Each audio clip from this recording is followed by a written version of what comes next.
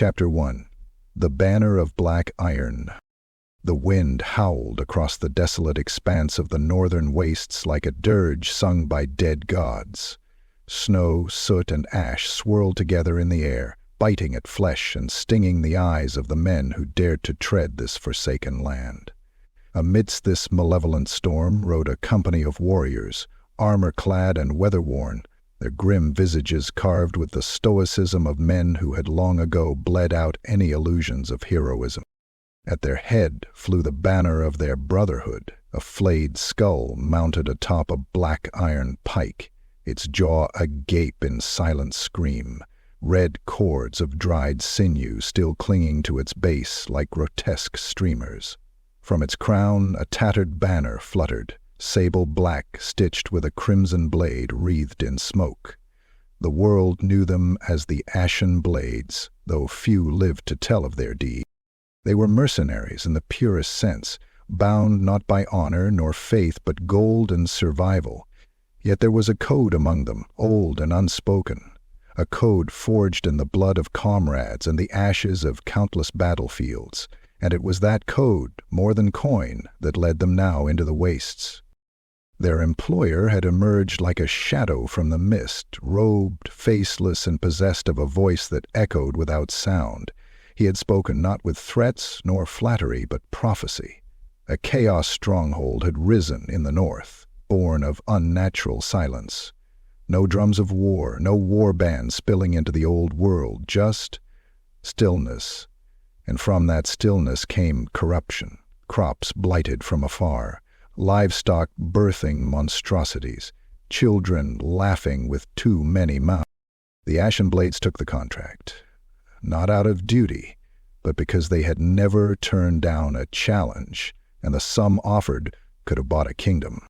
Their captain, Seric Vale, was a man of iron, in flesh, will, and gaze. His armor was burnished black, engraved with tally marks and daubed in dried ichor. At his side he carried Drekar, a broadsword forged in Cathayan steel and quenched in demon blood, or so the stories claimed. Seric rode at the vanguard, his eyes never blinking against the wind, his mind already deep within the theater of war yet to unfold. Behind him his lieutenants rode in silence, Marken the Red, whose halberd had once split an ogre's skull from brow to belly, Sister Cady, once a priestess of Shalia turned ruthless killer. When her temple was burned by beastmen, she now wielded twin daggers like whispers of death. Thornfellow, the company's apothecary and warlock, wore a plague mask adorned with curling runes, and his mutterings could often be heard beneath the howls of the wind. They descended into the valley as twilight cast a veil of deepening shadow across the sky. No birds cried, no wolves howled. The world held its breath. Ruins emerged from the mist like broken teeth, towering stones marked with the 8-pointed star. Flesh banners stitched with runes flapped on skeletal poles, and beneath it all, a rot that could be felt, like the itch beneath your skin when a wound festers, or the twitch in your eye before a fevered dream. They had arrived at the village of Crowthorn, or what was left of it. The buildings were warped, as if some unseen hand had stretched the timber and stone into unnatural shapes. Doorframes sagged like the mouths of the mad. Windows were shards of opaque crystal, and blood, black, tar-thick blood, stained the snow in spirals and symbols. As the company fanned out, Seric raised a clenched fist. "Halt!" Movement. A child stood in the road. Or something like a child. Its skin was waxen, its limbs jointed at wrong angles. It wore the rags of a boy, but its eyes were twin voids. It opened its mouth, and out spilled a stream of centipedes that hissed as they writhed onto the snow. Without hesitation, Marken lunged forward with a roar, halberd cleaving through the child thing in a single sweep. It burst like a sack of bile, spraying acidic ichor that hissed on armor and set the snow ablaze with green flame. Screeches rose from the buildings. Figures emerged, once human villagers, now twisted mockeries of life. Their flesh was fused with metal and bone, some crawling on too many limbs, others levitating as if strung on invisible threads. Their mouths spewed prayers to gods that had no name in any sane tongue. "Form up, shields forward," Sarek barked.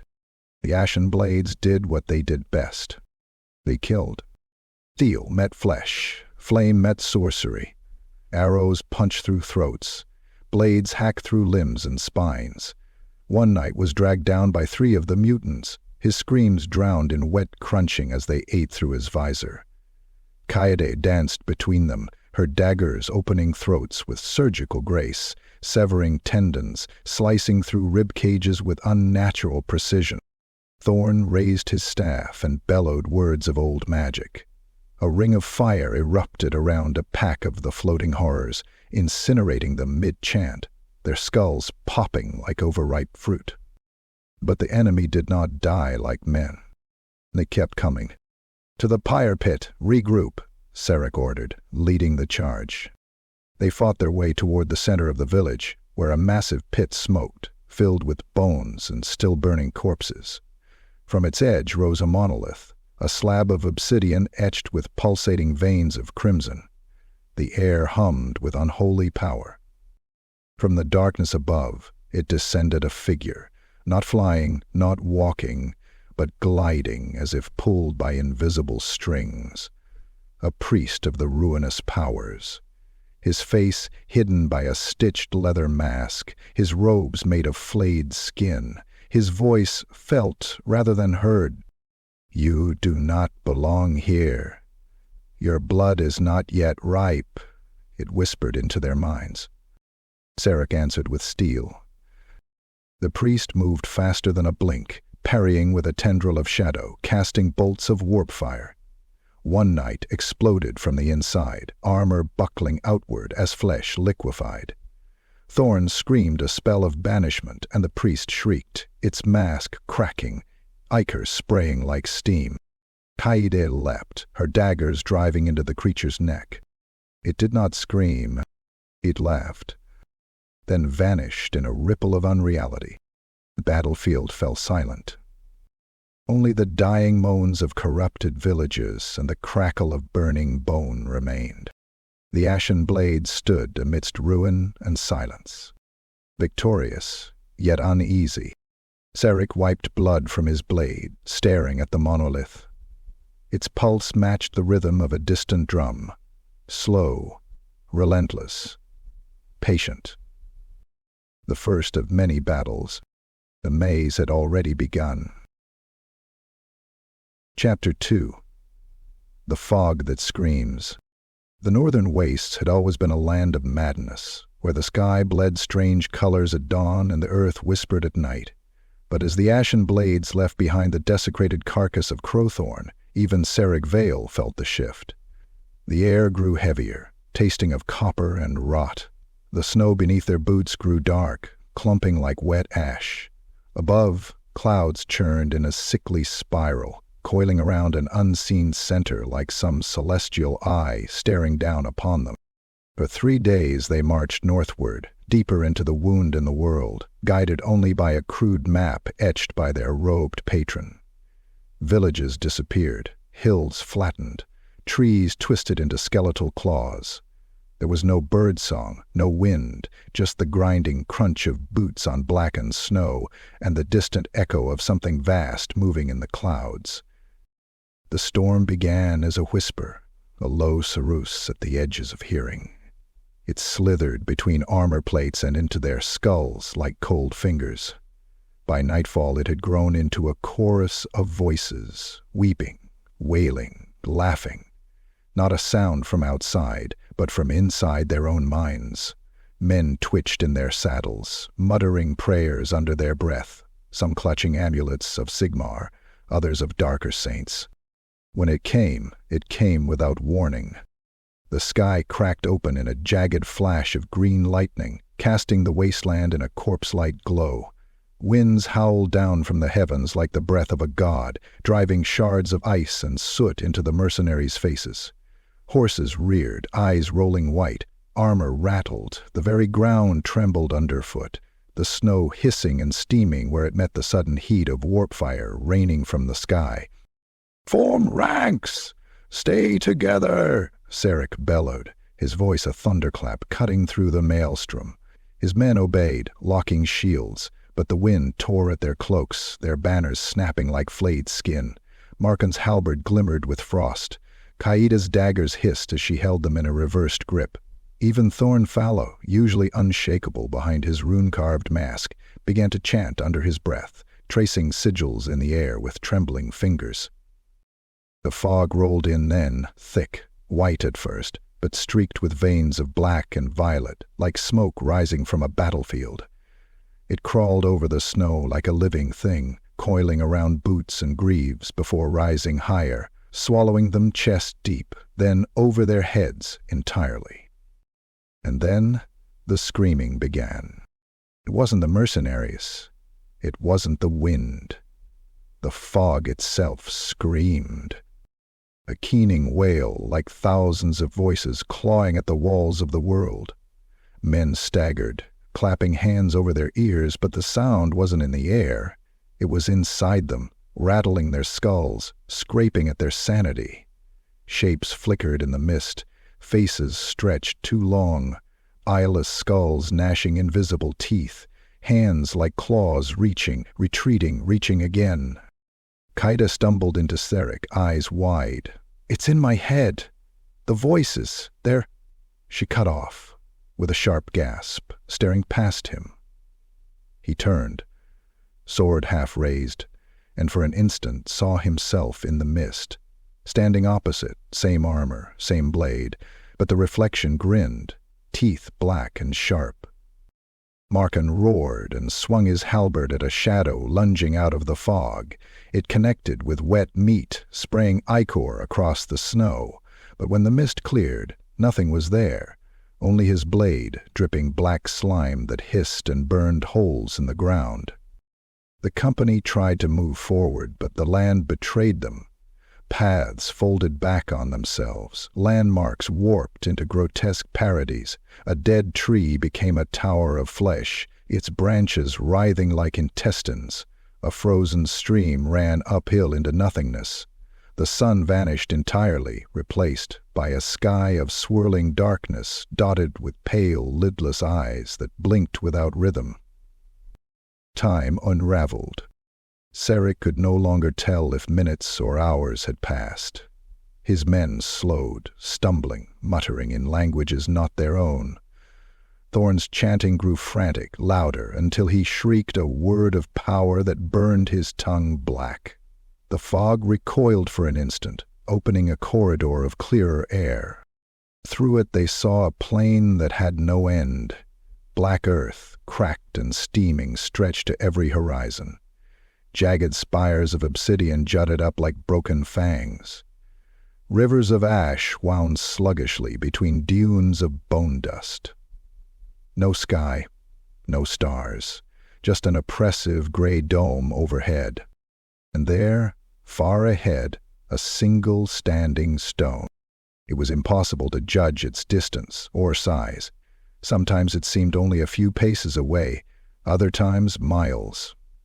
It was a monolith, carved of some darker-than-black material, veined with faintly glowing runes that shifted when not looked at directly. Around it, the fog pulsed, alive, like breath. They stumbled forward, desperate for anything solid. One man, young, a recruit from Marienburg, broke from the group, running toward the stone. He vanished halfway there, dissolving into 1,000 screaming birds that melted into the air. No one spoke of it. At last, Sarek planted the banner of the Ashen Blades into the cracked ground, its flayed skull rattling in the still air. "Here," he growled, voice hoarse. "We hold. We hold until the world stops moving." But the world did not stop. The fog swirled tighter, wrapping them like a shroud. The screaming grew louder, now distinct, words though none in the company recognized the tongue. Marken fell to his knees, clutching his head, blood trickling from his ears. Kaede began laughing, high and brittle, eyes rolling back. Thorn's staff glowed, runes igniting like molten metal, his voice rising to a fevered pitch. And then, as suddenly as it had come, the storm ceased. Silence. Absolute. The fog thinned like a curtain being drawn aside. The sky returned, but it was no sky they knew. A vast void stretched above, dotted with strange constellations, some moving like insects. The ground beneath their boots was not snow, but gray dust, as fine as cremated bone. The Ashen Blades looked around. The village, the hills, the northern wastes, all gone. They stood now in a land that had no scent of life, a land where the horizon bent in on itself, and every direction looked the same, bleak, endless, ever shifting. Sarek tightened his grip on Drigar, his knuckles white. He felt the weight of unseen eyes pressing against his soul. This, he murmured to no one, is no longer the mortal world. Far off, the monolith pulsed once, and the ground beneath their boots trembled like a heart about to beat. Chapter 3. Bellacor's Bargain. The world they had known, even the warped, whispering wastes, was gone. The Ashen Blades stood in silence upon the grey dust, their breaths visible in the stagnant air, though no wind stirred. The horizon bent in on itself like a warped mirror, the sky a dome of swirling void, punctured by constellations that crept and shifted like insects scuttling behind glass. At the center of this nowhere stood the monolith. Its surface was darker than shadow, darker than night, etched with veins of crimson light that pulsed like blood beneath skin. Each rune flickered and changed when glanced at, never the same twice. Even Sarek Vale, who had stood knee-deep in Daemon Ichor without flinching, felt a tremor in his gut as he stared at it. "Is this a gate?" Kaede whispered, her twin daggers trembling in her hands. Her eyes were wide, pupils dilated, sweat slick on her brow. "No gate I seen," Thornfellow muttered, runes glowing faintly on his plague mask. "It's alive! It's watching!" Markin spat into the dust, but even his bravado rang hollow. "If it's watching, it can see this!" He raised his halberd defiantly at the monolith. "Show yourself, sorcerer!" And the world obeyed. The ground split open with a thunderous crack, grey dust swirling upward in a spiral. The sky darkened, constellations blinking out one by one, until only a single pale star remained. Then that, too, winked away, plunging them into a darkness deeper than a tomb. From that darkness emerged wings. They unfurled across the sky like night itself taking form, vast, tattered, and glimmering faintly with the sheen of oil on water. Talons the size of war horses sank into the ground, cracking the stone like dry bone. A shape rose up, colossal and yet insubstantial, like a shadow cast by something that could not exist in the mortal world. Its body was cloaked in blacker than black, studded with faint glimmers of starlight. Its head, a prince's face, noble and cruel, framed by a mane of shadow, gazed down at them with eyes like twin voids burning with malevolent intelligence. Bellacor, the Dark Master, First Daemon Prince, the one cursed to never be worshipped, to never rule openly, yet who whispered into the ears of every ambitious soul in the Chaos Pantheon. His presence was a weight pressing on their chests, forcing some of the knights to their knees. When he spoke, it was not with sound. It was a voice in their bones, a whisper behind their eyes, a pressure in their blood. Children of coin and blade, carrying crows picking at the corpse of the world, you have stepped into my shadow. Markin snarled, but his voice came out hoarse. We came to cleanse this land, not to parley with demons. Bellacor's laughter rolled through them like an earthquake. low and velvet smooth, but with an edge of teeth behind it. Cleanse? You are already stained. Every step you took brought you closer to my hand. Every life you've taken has been a brick in the path that led here. I summoned you, though you did not know it. The knights shifted uneasily. Kaida made the sign of a broken wheel across her chest. Thorn's hands shook as he clutched his staff tighter. Sarek alone stood firm, Drakkar in his grip, though the blade trembled with a faint, unnatural hum, as if even the steel recognized the entity before them. "Speak plainly, Daemon," he growled. "What do you want?" Bellacor's wings shifted, blotting out what little light remained. Freedom. Amusement. Blood. All things that feed me. You have entered my labyrinth. A realm of shadow and ash, built of your sins and your triumphs. Survive it, and you may leave. May, Kaede whispered, not will. The demon's smile widened, a prince's grin, full of charm and mockery. Victory here is ash in the mouth. Every foe you slay, every trial you overcome will leave its mark. Piece by piece you will become what you hate. Piece by piece you will kneel to gods you curse. This is my gift. This is my bargain. He raised a clawed hand, and the monolith flared. The gray dust of the plain shifted, rearing up like a living tide. Walls of black stone erupted from the ground, impossibly high, slick with some dark sheen. Corridors twisted and turned, spiraling inward, reshaping even as they watched. In seconds, the empty plain had become a vast labyrinth of shifting walls and echoing darkness. Some of the knights stumbled back, swearing. Markan roared a challenge, swinging his halberd at the nearest wall. It bit deep, only for the stone to shudder and bleed, oozing thick, black ichor.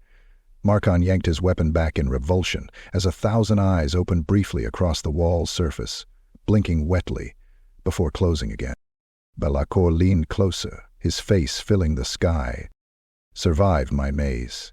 Kill what hunts you. Solve the paths that cannot be solved.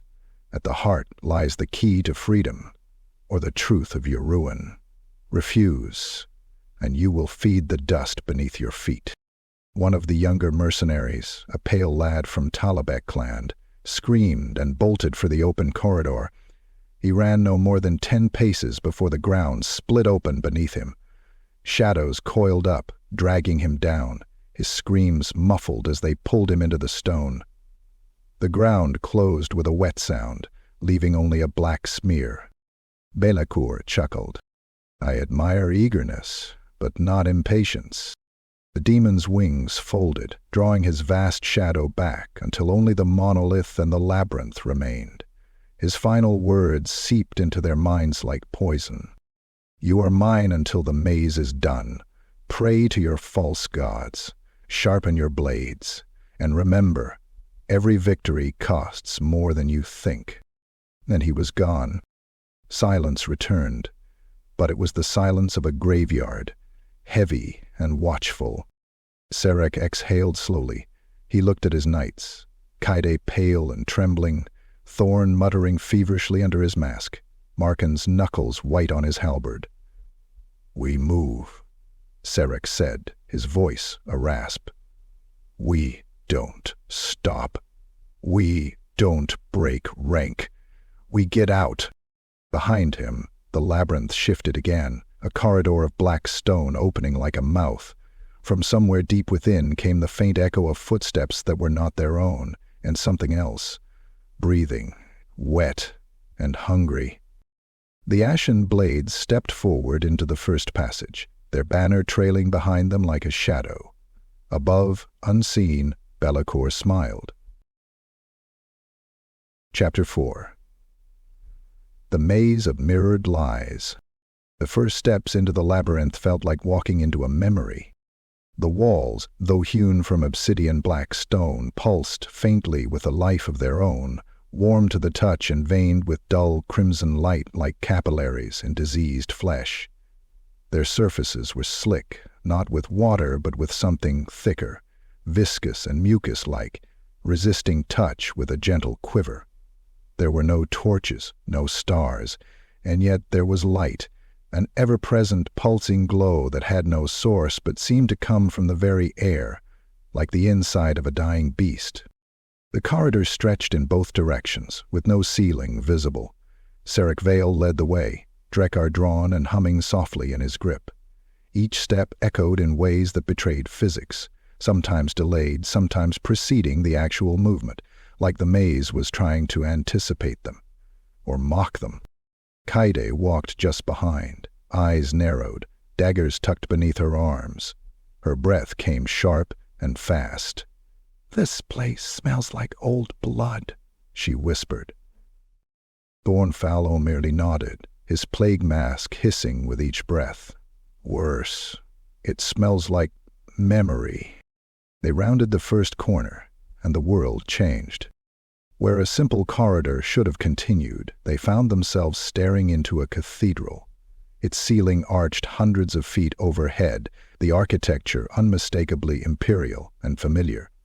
Sarek's boots crunched on shattered glass as he stepped forward. His eyes scanned the ruined pews, the cracked altar. He froze. This was the chapel of Solheim, the one his unit had raised during the Crusade in the Ostermark years ago, under orders to purge heretics. They torched the place with the townsfolk still inside. It had been a necessary act, he told himself then. Yet here it stood again, unmarred by fire, the roof whole, but soaked in the stink of rot and shadow. From behind the altar rose Father Ealdric, the priest whose throat Sarek had slit personally when he refused to surrender the relic. His skin was waxy, eyes blank, mouth sewn shut with black thread. He extended a trembling hand toward Sarek. Blood dripped from his sleeves. "You're not real," Sarek muttered, stepping forward. The priest screamed. It came not from his mouth, but from the walls themselves. A shriek that shattered glass and ruptured eardrums, echoing with hundreds of overlapping voices, each one screaming his name. Sarek charged. Drekar cleaved the priest in half from clavicle to groin, sending ribbons of gore spraying across the altar. But as the body fell, it did not bleed.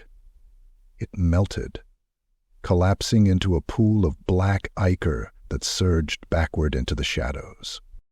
The cathedral blinked out of existence. They stood in a new corridor. "Tricks," Markan growled. "Just tricks. Mind games." But his voice was unsteady, and his hands trembled. Kaede turned away from him and stepped into the next passage. What she saw stopped her dead. A small room opened before her, and in it a child sat on the floor. A girl. Her hair was long and dark, braided the way Kaede used to do it herself. The girl's back was to her, playing with something, a doll sewn from burlap and buttons. Kaede's knees nearly gave out. She knew that child. Asputul.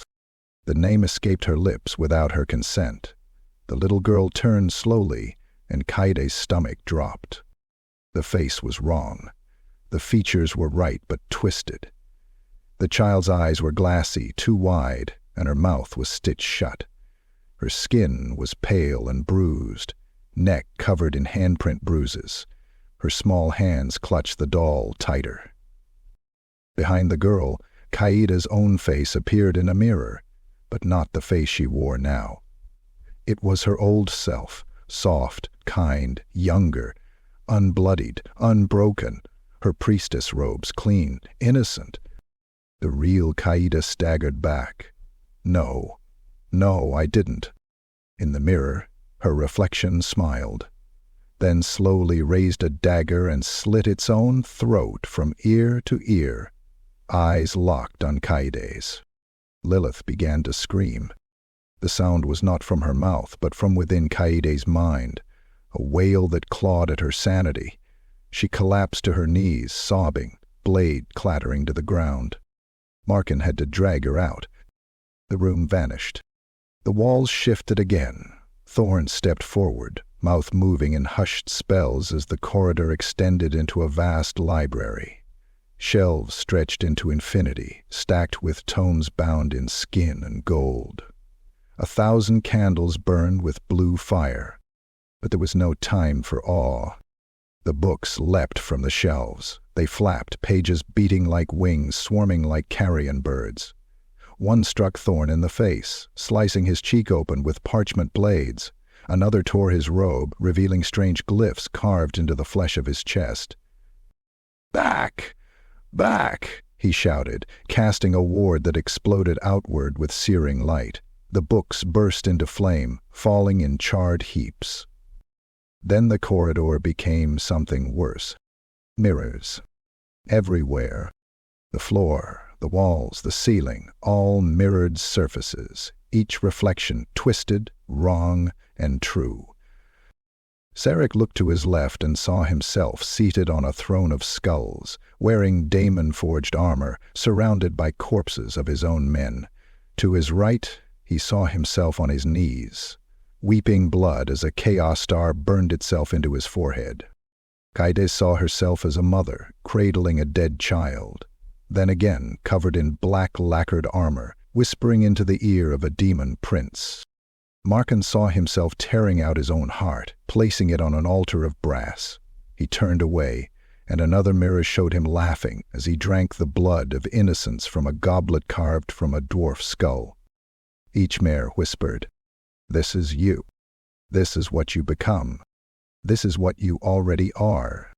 Thorn began tearing at his robes, screaming arcane phrases, blood pouring from his eyes. "They lie! They lie! They lie!" Sarek grabbed one of the mirrors and drove Drekar through it with a roar. The glass shattered, and all the mirrors exploded with it. A wave of force knocked them back, sending them sprawling across the now black corridor. The silence that followed was complete. Only their breathing remained. Ragged, shallow. Each had aged in that moment, not in flesh, but in spirit. Sarek stood slowly, blood trickled from his ears. He turned to his battered company, eyes hollow. "This maze isn't made of stone," he said hoarsely. "It's built from our sins." And from deep within the shifting labyrinth, something heard, and it laughed. Chapter 5. The First Triumph Turns to Ash. The maze opened into a valley of jagged black stone.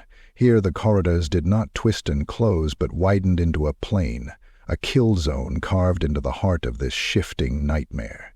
The ground was scorched and cracked, steam hissing from fissures like the larboard breath of some enormous dying creature.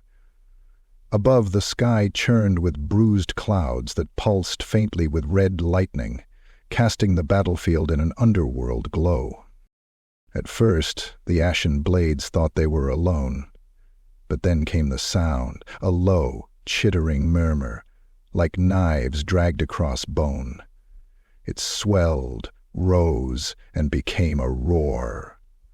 From the far end of the plain poured a tide of bodies, a chaos horde, a nightmare host of twisted flesh and iron.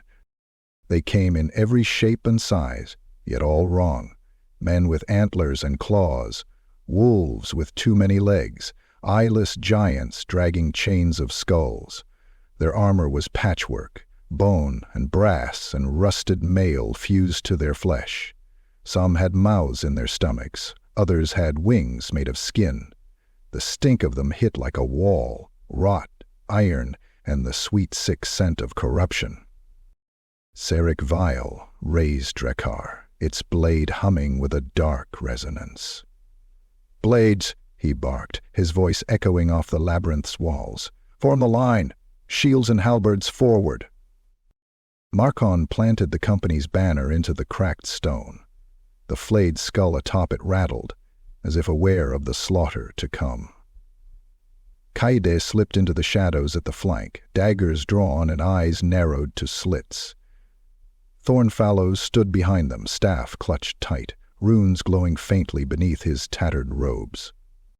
The horde screamed as one and charged. The first impact was thunder. A dozen chaos beasts slammed into the Ashen Blades' shield wall, claws and axes raking against iron. Shields buckled, spears cracked. One knight was dragged screaming over the line, his throat torn out in a fountain of arterial spray. But the blades did not falter. Markan's halberd swept in an arc, cleaving a horned marauder from shoulder to groin, spilling black guts onto the stone. Kaida appeared from the mist like a phantom, her daggers flashing. She cut a man's hamstrings and opened his throat in one smooth motion, moving on before his corpse hit the ground. Sarek himself was a storm. Drekar bit through flesh and armor alike, its blade sparking with unnatural light. A beastman lunged, swinging a spike chain. Sarek sidestepped, took its arm at the elbow, and drove his sword through its skull with a wet crunch. Thorn raised his staff and shouted a word of power. A circle of green fire erupted around a knot of the horde, immolating them where they stood. They howled, their bodies boiling away, leaving only charred skeletons clutching at their own throats. But the horde was endless. Another wave crashed against them, larger, heavier. Giants with skull masks swung cleavers the size of doors. A knight went down under a hammer blow, his helmet crumpling inward like tin. Another was seized by a demon-warped hound, his screams muffled as the creature dragged him into the mist, leaving only a red smear. Still they held.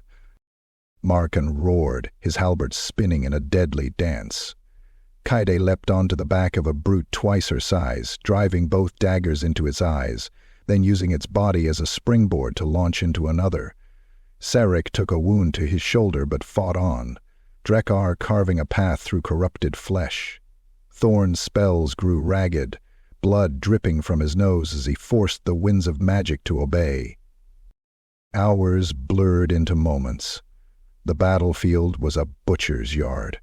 Blood, black, red, and green pooled in the cracks of the stone.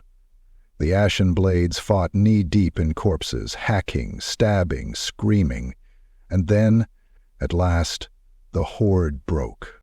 What remained of the Chaos Beasts fled back into the mist, shrieking curses.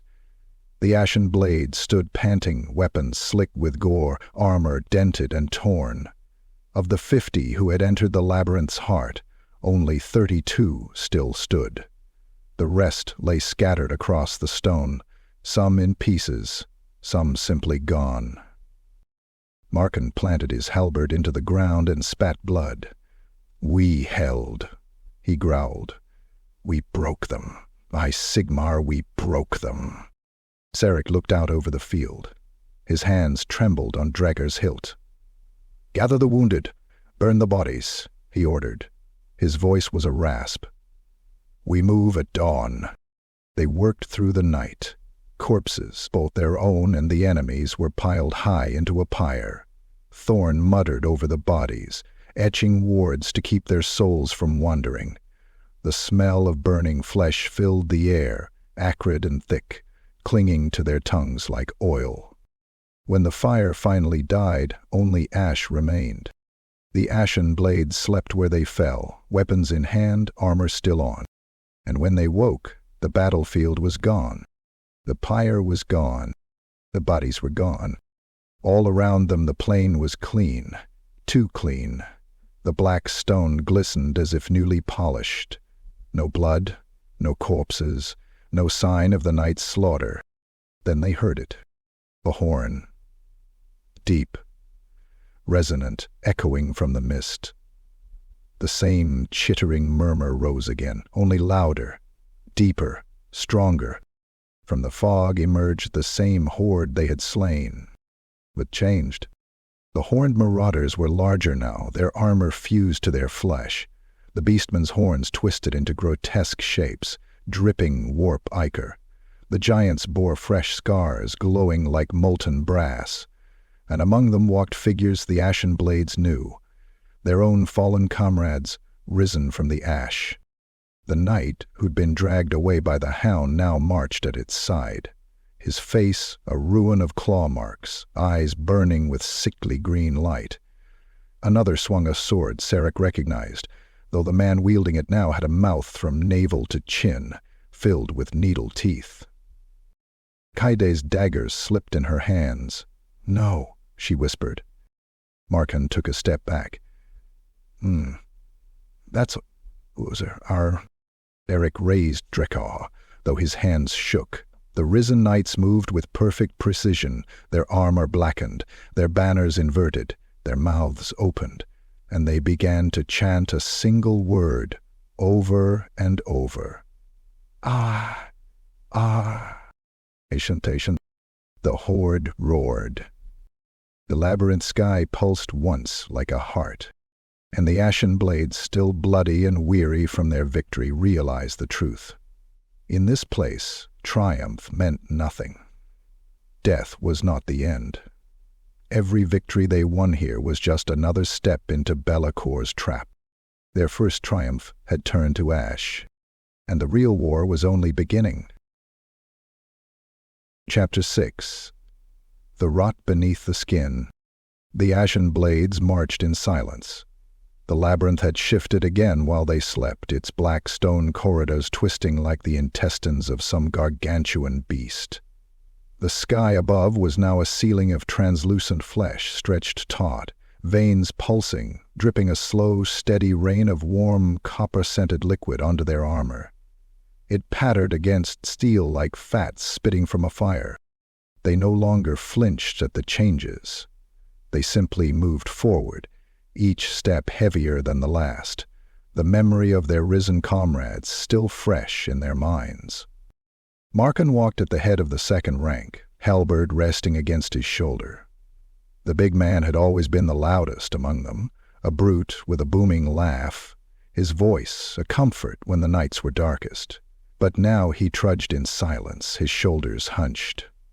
His armor no longer shone with blood and sweat. It glistened wetly, as if constantly weeping. Sarek noticed it first. The smell. Not the usual iron tang of gore, but something older, sweeter, and more revolting. Rotted meat left in the sun, clotted pus, wet mold, a smell of something alive that should not be. "Markan!" Sarek called, his voice echoing off the pulsing walls. "You're bleeding." Markan glanced back, brow furrowed. "Not bleeding," he grunted. "Never felt better." But his lips were cracked, his skin gray-green beneath the stubble. Sweat? Or was it something thicker, glistened on his brow? Kaide hissed softly as she saw it too. His gauntlet left smears of dark tarry fluid on the haft of his weapon. Drops spattered the ground where he walked. Wherever they landed, the stone hissed and blackened, tiny mushrooms budding and dying in the space of a heartbeat. "Take off your helm," Thorn muttered, stepping closer. His masked voice trembled. Markan scowled but obeyed. The man beneath the steel was... changed. His eyes were sunken, irises jaundiced and rimmed with red, his gums were black and swollen, open sores mottled his neck, weeping a sickly green fluid. The smell hit them like a hammer. "Sigmar's mercy," Kaede whispered, stepping back, daggers half raised. Markan looked at his hands and frowned. "It's nothing. A wound from the fight, just..." He gagged suddenly, doubling over, vomiting a torrent of dark slime spattered with writhing maggots. They hit the floor and squirmed into the cracks, vanishing as if absorbed. He straightened, wiping his mouth with the back of his hand. "I'm fine," he said hoarsely. "Stronger than before." To prove it, he slammed his halberd into the wall. The stone cracked, ichor spurting from the fissure. He yanked the weapon free and turned back, grinning, and a chunk of his cheek slid loose, hanging by a thread of gristle before plopping to the ground with a wet slap. Beneath was no muscle, no bone, just a glistening pit of crawling worms and globs of mucus that pulsed like a second heartbeat. Kaide gagged, stepping back. "That's not you anymore, Markan." But Sarek saw something else. He saw how Markan's wounds from the battle, The gash across his ribs, the deep cut at his thigh, had sealed over with new, rubbery flesh. He saw how the man moved, not with pain, but with unnatural vitality. He had seen this before, on battlefields far to the north, in cultists of the plague god. Nurgle. Thorn hissed a spell under his breath, runes glowing on his staff. "We should kill him now," he said quietly, "before he spreads it to the rest of us." Markan heard. His eyes snapped to the warlock, now glowing faintly green. "Kill me." His voice was deeper now, bubbling like swamp water. "After all I've done for this company? After all I've bled?" He stepped forward. The ground rotted where his boots fell. The pulsing flesh of the labyrinth walls quivered, sprouting pustules that burst with each footstep. Kaede raised a dagger, her hand shaking. "Stay back, Markan." "Stay back," Markan roared. He spread his arms and his voice echoed strangely, as if something behind it spoke with him. "I'm stronger now. I can't be killed." He seized the edge of his breastplate and tore it off in one motion. Beneath his torso was a mass of ruin, ribs jutting like coral, muscles slick with slime, skin sloughing off in strips. Great oozing boils bubbled up and burst across his chest, releasing swarms of flies that filled the air in a black cloud. Markan laughed, deep and booming but wet. Maggots spilled from between his teeth. His halberd dripped with slime now, its blade eaten by corrosion but glowing faintly with viridian light. Sarek raised Drekar, its edge humming. "Markan," he said, voice heavy. "Don't make me." The big man lunged. He moved faster than he ever had in life. The halberd whistled through the air, cleaving a furrow in the stone where Sarek had stood a heartbeat before. The blow splashed a wave of pus and worms that hissed where they landed, the flies screaming in delight.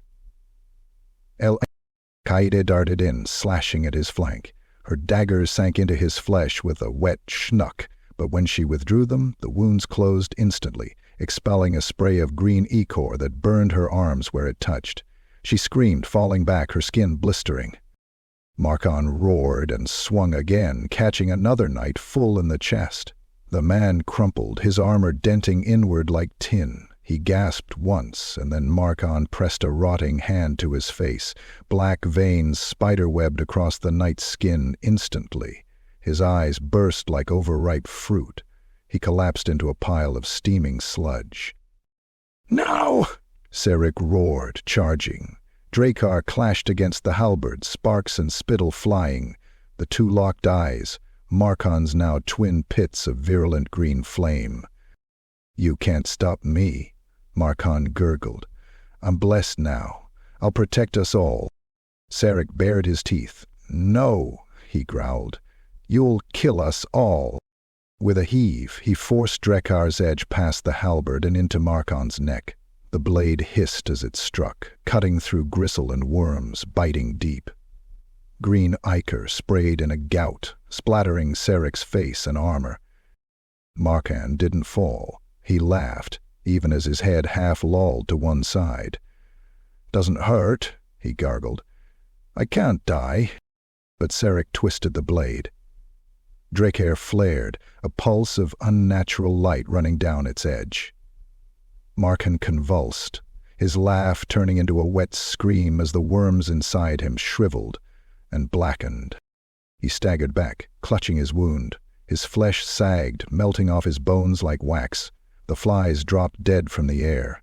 He reached out to Sarek, fingers rotted to claws. "Captain," he gurgled, "help me." Then he collapsed, bursting like an overripe carcass. Green slime splashed across the stone, sizzling, sprouting tiny mushrooms and pale flowers that withered in seconds. His halberd dissolved into rust and bone. The corridor fell silent, except for the hissing of the rot. Kaede knelt, clutching her burned arms, eyes wide. Thorn muttered a word, his voice trembling. Sarek stood over what was left of Markan, Drekar dripping ichor, his hands shaking. The plague god had marked them, and it had only begun. Chapter 7. The Blade Whispers. The labyrinth had shifted again. The corridor they now walked was a canyon of black basalt ridges, rising like the ribs of a titan, their jagged edges slick with crimson moisture. The ceiling was lost to a red-black haze that churned slowly, like thick smoke curling in an unseen wind. Every step echoed wetly in the silence, their boots squelching on a floor of black grit streaked with veins of dark iron. The Ashen Blades were diminished. 32 had fought the Horde, 25 had survived its rebirth, 24 now after Markin's blessed, rotting end. They moved like ghosts, eyes sunken, armor dulled, a company walking not toward freedom, but into the maw of something larger than death. And yet in the center of the column strode Sir Kael Dravik, his hand resting on the hilt of his sword. Kael had always been one of the younger knights, tall and wiry, his face pale beneath his helm, his eyes dark and sharp. He was not a braggart like Markin had been, nor a zealot like some of the others, but Kael fought with a fury that few could match. His blade had reaped more chaos filth than any in the company. Sarek had relied on that ferocity more than once. But lately, Kael had been different. He walked with his head bent slightly as though listening to something no one else could hear. His knuckles were white on his hilt. His breathing was shallow but fast, like a man on the edge of a fight. The sword at his side, Veranthia, had been a spoil of war, a blade taken from a cornate champion whose skull still adorned Kael's pack. It was a monstrous weapon, a great sword forged of black steel, veined with red. The guard wrought like a snarling beast's jaw. Even when sheathed, it seemed to hum faintly, like a forge cooling after a day of slaughter. Kaida noticed it first. She fell into step beside him, her burned arm still bandaged from Markin's rot. "You're muttering in your sleep," she said quietly. "Names, places. You grip that sword like it's part of you." Kael didn't look at her. "It speaks to me," he said flatly. Kaede slowed. "The blade?" Kael's lips twitched. "It whispers truths," he said. His eyes were glassy, distant. "It knows our enemies. It knows what waits. It tells me how to kill." Kaida's fingers tightened on her daggers. "Kael, that's not a gift. That's corruption. It's corn." He turned his head then, his gaze locking on hers. For an instant she saw something behind his eyes, a flicker of red fire, like a forge. "Don't speak to me of corruption," he hissed. "We're already damned." She fell back, unsettled. That night they made camp in a hollow, where the stone had worn into a circular depression, like the bottom of a dry well. The walls sweated red droplets. There was no wind, but the air throbbed with a low, steady pulse, like a drum far away. Sarek posted double sentries. The men lay in uneasy silence, the memory of Markan's melting corpse still clinging to them like rot. Kael sat apart from the others, sharpening Verantha. The blade caught no light, but reflected something else. A shimmer of crimson, like fresh blood swirling in dark water. As the whetstone scraped, the hum deepened. He stopped sharpening. He listened. The voice was there, as always. Deep, hot, like iron dipped in oil. It did not speak with words at first, but with hunger, a promise of release, of power, of blood. Then came the words, "They are weak. They doubt you. Strike first, strike now, slake me." Kael shuddered. His fingers flexed on the hilt. He could feel the blade's pulse through the steel, or was it his own heartbeat, racing in time with the weapon? He looked at his brothers, men he'd fought beside for years, faces hollowed by exhaustion, fear, despair. They were weak, all of them, Sarek with his grim commands, Kaede with her trembling hands, Thorn muttering his spells like a rat in a plague house. The blade whispered again. Blood for the blood god, skulls for the skull throne. Kael's breath came hard. His mouth tasted of copper, his vision blurred, edges glowing red. The blade was in his hands now, though he had no memory of drawing it. Its surface crawled with faint glyphs that flared brighter with each breath. Across the camp, one of the newer knights stirred, rising to relieve himself. He looked at Kael, frowning. "You all right, brother?" Kael blinked. The man's face swam, twisting. For an instant, Kael saw not a comrade, but a snarling chaos beast, its eyes twin coals, its mouth drooling gore. The blade roared in his head. Kael moved. He was on his feet in a single lunge, Verantha flashing through the red dark. The greatsword took the knight at the shoulder and cut down to the hip in one sweeping stroke. The man's scream was cut short as his body split apart, blood spraying across the stone in a high-hot arc. Entrails spilled, steaming, the smell of iron filling the air. Silence fell for half a heartbeat. Then chaos erupted. Kaede leapt to her feet, daggers drawn. "Kael," she screamed, "what have you done?" Kael's breath came in ragged bursts. He stared at the corpse. No, the beast he had slain. Its face was shifting back into that of the man. His stomach turned, but the blade purred in his hands, a deep thrum of satisfaction. The others rushed forward, weapons half raised. Sarek stepped between them and Kael, Drakkar drawn. "Drop it," he commanded, his voice a low growl. "Drop the blade, Kael." Kael backed up, Verantha humming louder. His eyes burned red now, veins standing out on his neck. "He was corrupted," Kael hissed. "I saw it. I had to." El was unarmed. Sarek snarled. "He was your brother." The blade's voice drowned out everything else now, a pounding drumbeat in Kael's skull. "They doubt you, they hate you, kill them. Kill them all." Kael screamed, a wordless sound of rage and terror. He lunged at Sarek.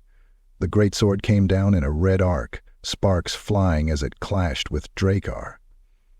Sarek grunted, muscles straining as the two blades locked. Kael's strength was unnatural, each blow heavier than the last, driven by something beyond mortal flesh. Kaede darted in, slashing at his flank. He swung backhanded, the flat of Verantha catching her across the ribs and sending her sprawling. Thorn raised his staff, chanting, but Kaede turned and hurled his sword like a spear. Verantha spun end over end, slicing the warlock's shoulder open to the bone. Then Kael was on him, ripping the blade free, the impact knocking Thorn to the ground. "Kael," Sarek roared, slamming the hilt of Drakkar into his jaw. Blood sprayed. "Fight it. It's not you." For an instant, Kael faltered. His eyes flickered, red to brown, back to red. His breath came in sobs. "Help me," he whispered. "It won't stop." Then the blade screamed, not in his head, aloud, a shriek of metal and bloodlust that split the air. Kael's body convulsed. He raised Verantha high, its edge dripping with steaming gore. Sarek moved faster. Drakkar flared with cold light as he drove it up under Kael's arm and through his chest, pinning him to the black stone. Blood erupted from Kael's mouth, splattering Sarek's face. His hands spasmed, releasing the sword. Verantha clattered to the ground. Its glow dimmed but did not die. The blade twitched once, like a living thing. Kael slumped forward against Sarek, eyes wide, tears mixing with blood on his cheeks. "I wanted strength," he gurgled. "Didn't want..." He sagged. Sarek pulled Drakkar free. Then Kael collapsed, blood pooling beneath him. The blade lay between them, humming faintly, whispering still. More blood, more skulls, take me up, finish it. Sarek kicked it away. It skidded across the stone and came to rest against the wall, its red glow pulsing like a heartbeat. No one moved. Kaida knelt beside Kale's body, staring. Thorn pressed a hand to his wound, muttering a ward. Sarek wiped the blood from his face, his expression hollow. The labyrinth walls quivered faintly, as if amused. Khorne had tasted their company now, and the blades still whispered. Chapter 8. The Sorcerer's Path. The maze no longer resembled anything made by mortal hands. Where before there had been stone corridors and twisting canyons of black basalt, now the Ashen Blades marched through a shifting world of staircases that led nowhere, bridges of floating sigils and archways opening into impossible spaces. The ground beneath their boots pulsed like a living map, constantly rearranging its veins of light. Walls of glassy obsidian reflected not their faces, but fragments of other lives, other selves. They had lost men to Nurgle's rot. They had lost Kale to Khorne's whispers. What remained of the company was brittle and frayed, like a rope burned from both ends. Sarek Vale led them with Drakkar always drawn, jaw clenched so tight his teeth ached. Kaida walked close behind, her arms bandaged, eyes flicking nervously to the shifting walls. And then there was Thornfallow. The warlock had grown quieter since Kale's death. Once he muttered spells softly under his breath, runes glowing faintly on his plague mist. Now he spoke in full sentences to no one, his staff glimmering with strange colors, his eyes fever-bright behind the mask's lenses. He had always been the company's hedge wizard, a practical man dabbling in hedge lore and battlefield wards, but in this place, the winds of magic pooled thick and sluggish like oil, and Thorn drank deeply. They had no choice but to rely on him. The path they followed rose into a hall of mirrors, then plunged into a cathedral of parchment. Scrolls the size of sails hung from the ceiling, their ink glowing faintly, shifting between symbols faster than the eye could track. The air here smelled of burned paper and singed feathers. Runes crawled across the floor, glowing and fading like embers. "Stay close," Thorn rasped. His voice had changed, deeper, layered. He lifted his staff, and the runes parted before him like a tide, forming a spiraling path. Kaida hesitated. "You're changing," she murmured. "Your hands." Thorn glanced at her, and she saw his fingers now tipped with faint claws, his veins glowing blue beneath his skin. "It's the maze," he said, almost gently. "It's teaching me, showing me how to survive." Sarek shot him a look, but said nothing. The hall of parchment narrowed into a stairway of black crystal that rose into a starless void. Thorn led them upward, his staff striking sparks with each step. Symbols bloomed in the air around him like phosphorescent insects, hovering for a moment, before vanishing into his robes. When they reached the top, they found themselves before an archway of eyes, hundreds of lidless, feather-fringed orbs, blinking slowly, their pupils swirling with constellations. Beyond lay a chamber shaped like an hourglass. Books and scrolls floated in the air, turning pages by themselves. Chains of brass stretched from nowhere to nowhere, suspending cages of silver, within which flapped creatures made of parchment and ink, their wings scribbling runes into the air with each beat. The chamber pulsed with power. Thorn gasped, lowering his staff. "The library of shifting truths," he whispered. "It's real. I've dreamed of this place." Sarek's eyes narrowed. "We keep moving," he said. "This isn't for us." But Thorn stepped forward, entranced. His gloved fingers brushed a floating scroll. It unrolled before him, its letters spiraling off the page and coiling around his arm like serpents. His staff flared with light, runes along its length igniting one by one. "I can feel it," Thorn murmured. "The patterns, the paths, every door, every choice. This maze isn't a trap, it's a design. It wants to be solved. Kaede grabbed his sleeve. This place wants to consume you, she hissed. Let it go. He turned to her, and for an instant she recoiled. His mask's lenses glowed with a soft, impossible blue. His voice was no longer entirely his own. I've given my life to scraps of magic, he said. Here it's offering me the whole tapestry. Sarek stepped forward. Enough. Thorn's staff cracked against the floor. Power rolled outward in a visible wave, scattering the floating tomes. Sarek staggered, Drakkar humming angrily. The walls of the chamber flickered, and for a moment he saw not Thorn but something taller, cloaked in feathers, eyes burning like cold stars. Don't touch me, Thorn said softly. Not now.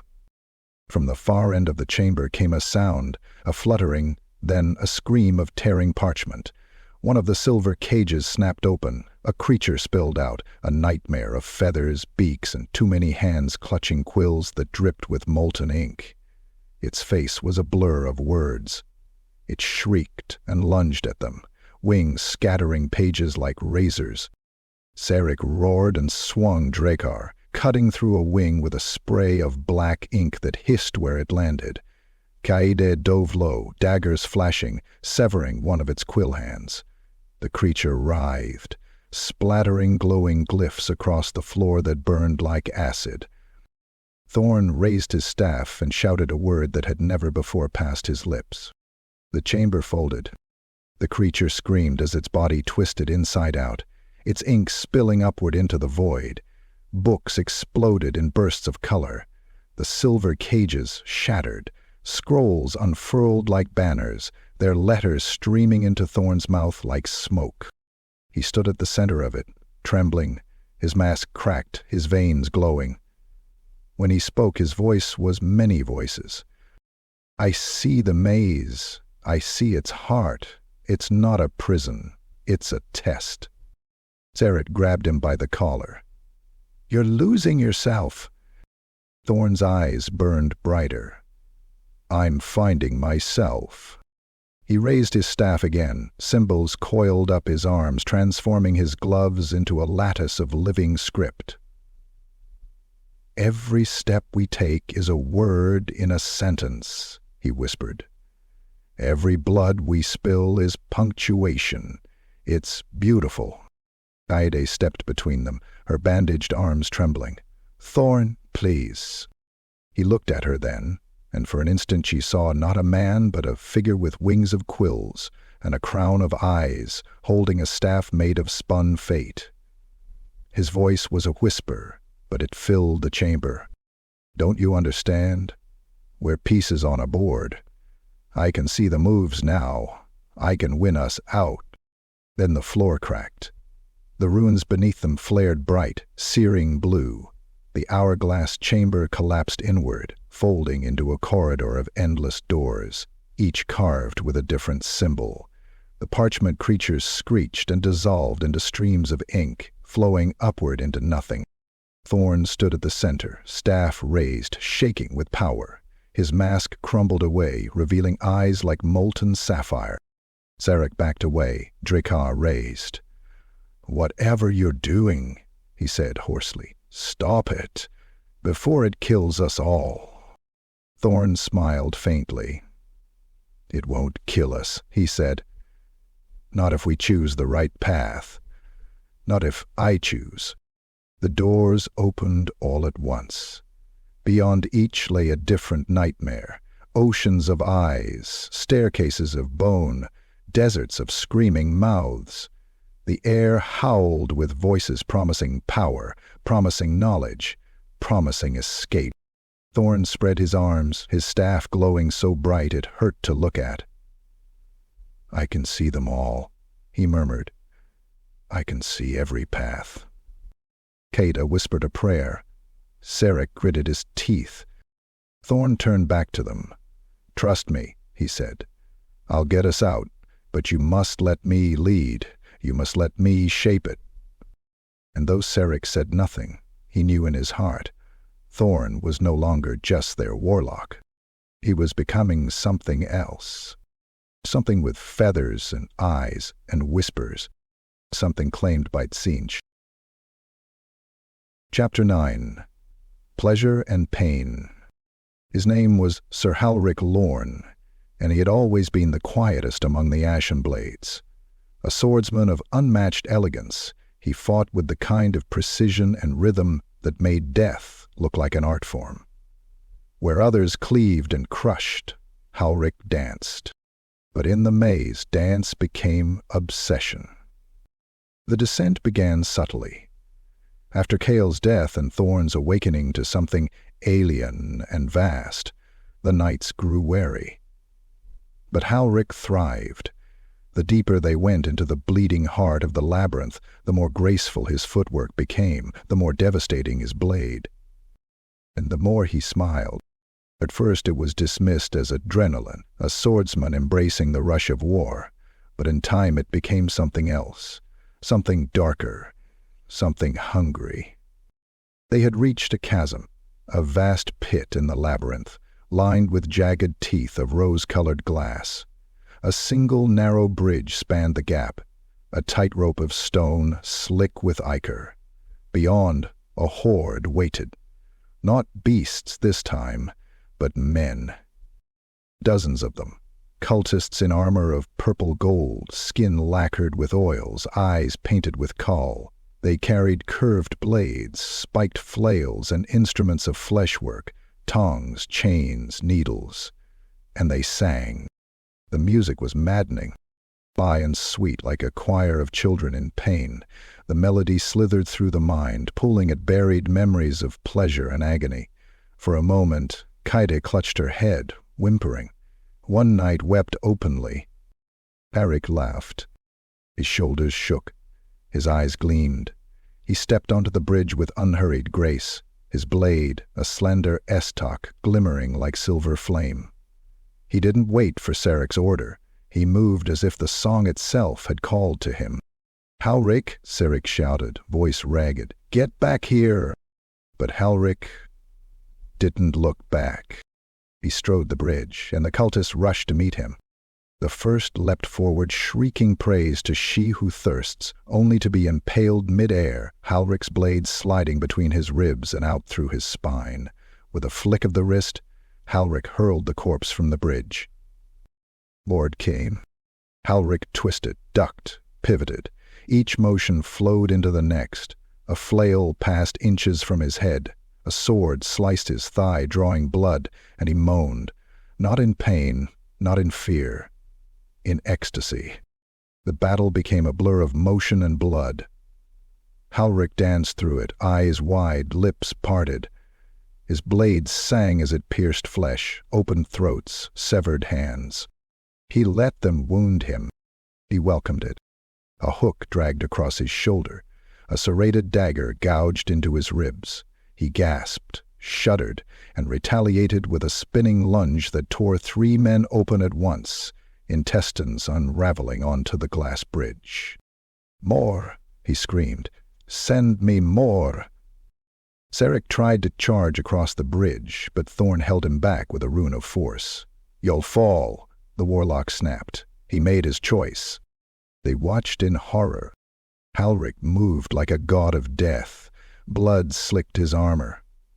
His once pristine faceplate had been discarded, revealing a grin painted in crimson. Cuts crisscrossed his cheeks, his neck, his chest, all self-inflicted in battle's frenzy.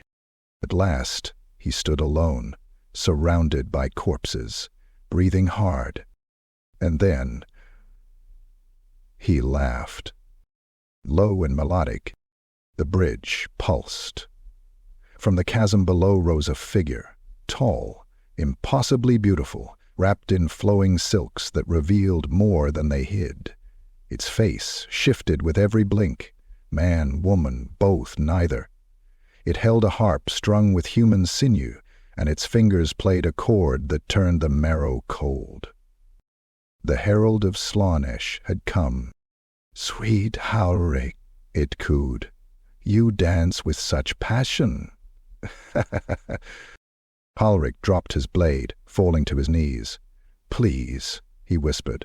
"More. I want to feel more." The demon stepped onto the bridge and touched his face. His wounds sizzled, not closing, but deepening, each cut a window of agony and rapture. Halric gasped, shuddering like a man in the throes of climax. The rest of the blades stood frozen, helpless. Sarah drew dagger, but the bridge rippled, now slick with shifting color and oily light. One misstep would mean death. "I can show you," the demon purred. "The infinite dance, the edge between pleasure and ruin." Halric reached up, fingers trembling. "Yes." The demon smiled. Then it plunged its hand into his chest. Arafte slowly. Flesh split open like butter. Halric screamed, but not in pain, in joy. He arched his back, blood pouring from his mouth. The herald twisted its hand, and Halric's body convulsed in waves. His eyes rolled back, his mouth opened wider than it should have. When it withdrew its hand, it held his heart, pulsing, glistening, shaped like a rose. It brought it to its lips and bit. Halric's body collapsed. But he did not die. Pieces of him shuddered, twitched, and began to move, fingers crawling, skin reshaping, a new form being woven from the old, flesh sculpted by desire. Kaide turned away, vomiting. Thorn's staff glowed, ready to destroy the bridge, but Sarek raised a hand. "Not yet," he said, voice shaking. "Let the monster finish." The creature laughed and stepped off the bridge, vanishing into the mist. What remained of Halric, or what had become of him, rose slowly. His armor melted away, revealing skin of porcelain and gold. A new blade grew from his arm like bone, curved and elegant. He turned toward his former brothers, smiling. "Come dance with me?" he whispered. Sarek raised Drakkar. "Not in this life." With a word from Thorn, the bridge shattered. Halric fell, the echo of his laughter lingering far too long. Slaanesh had taken her prize, and her hunger had only begun. Chapter 10. The Splintering.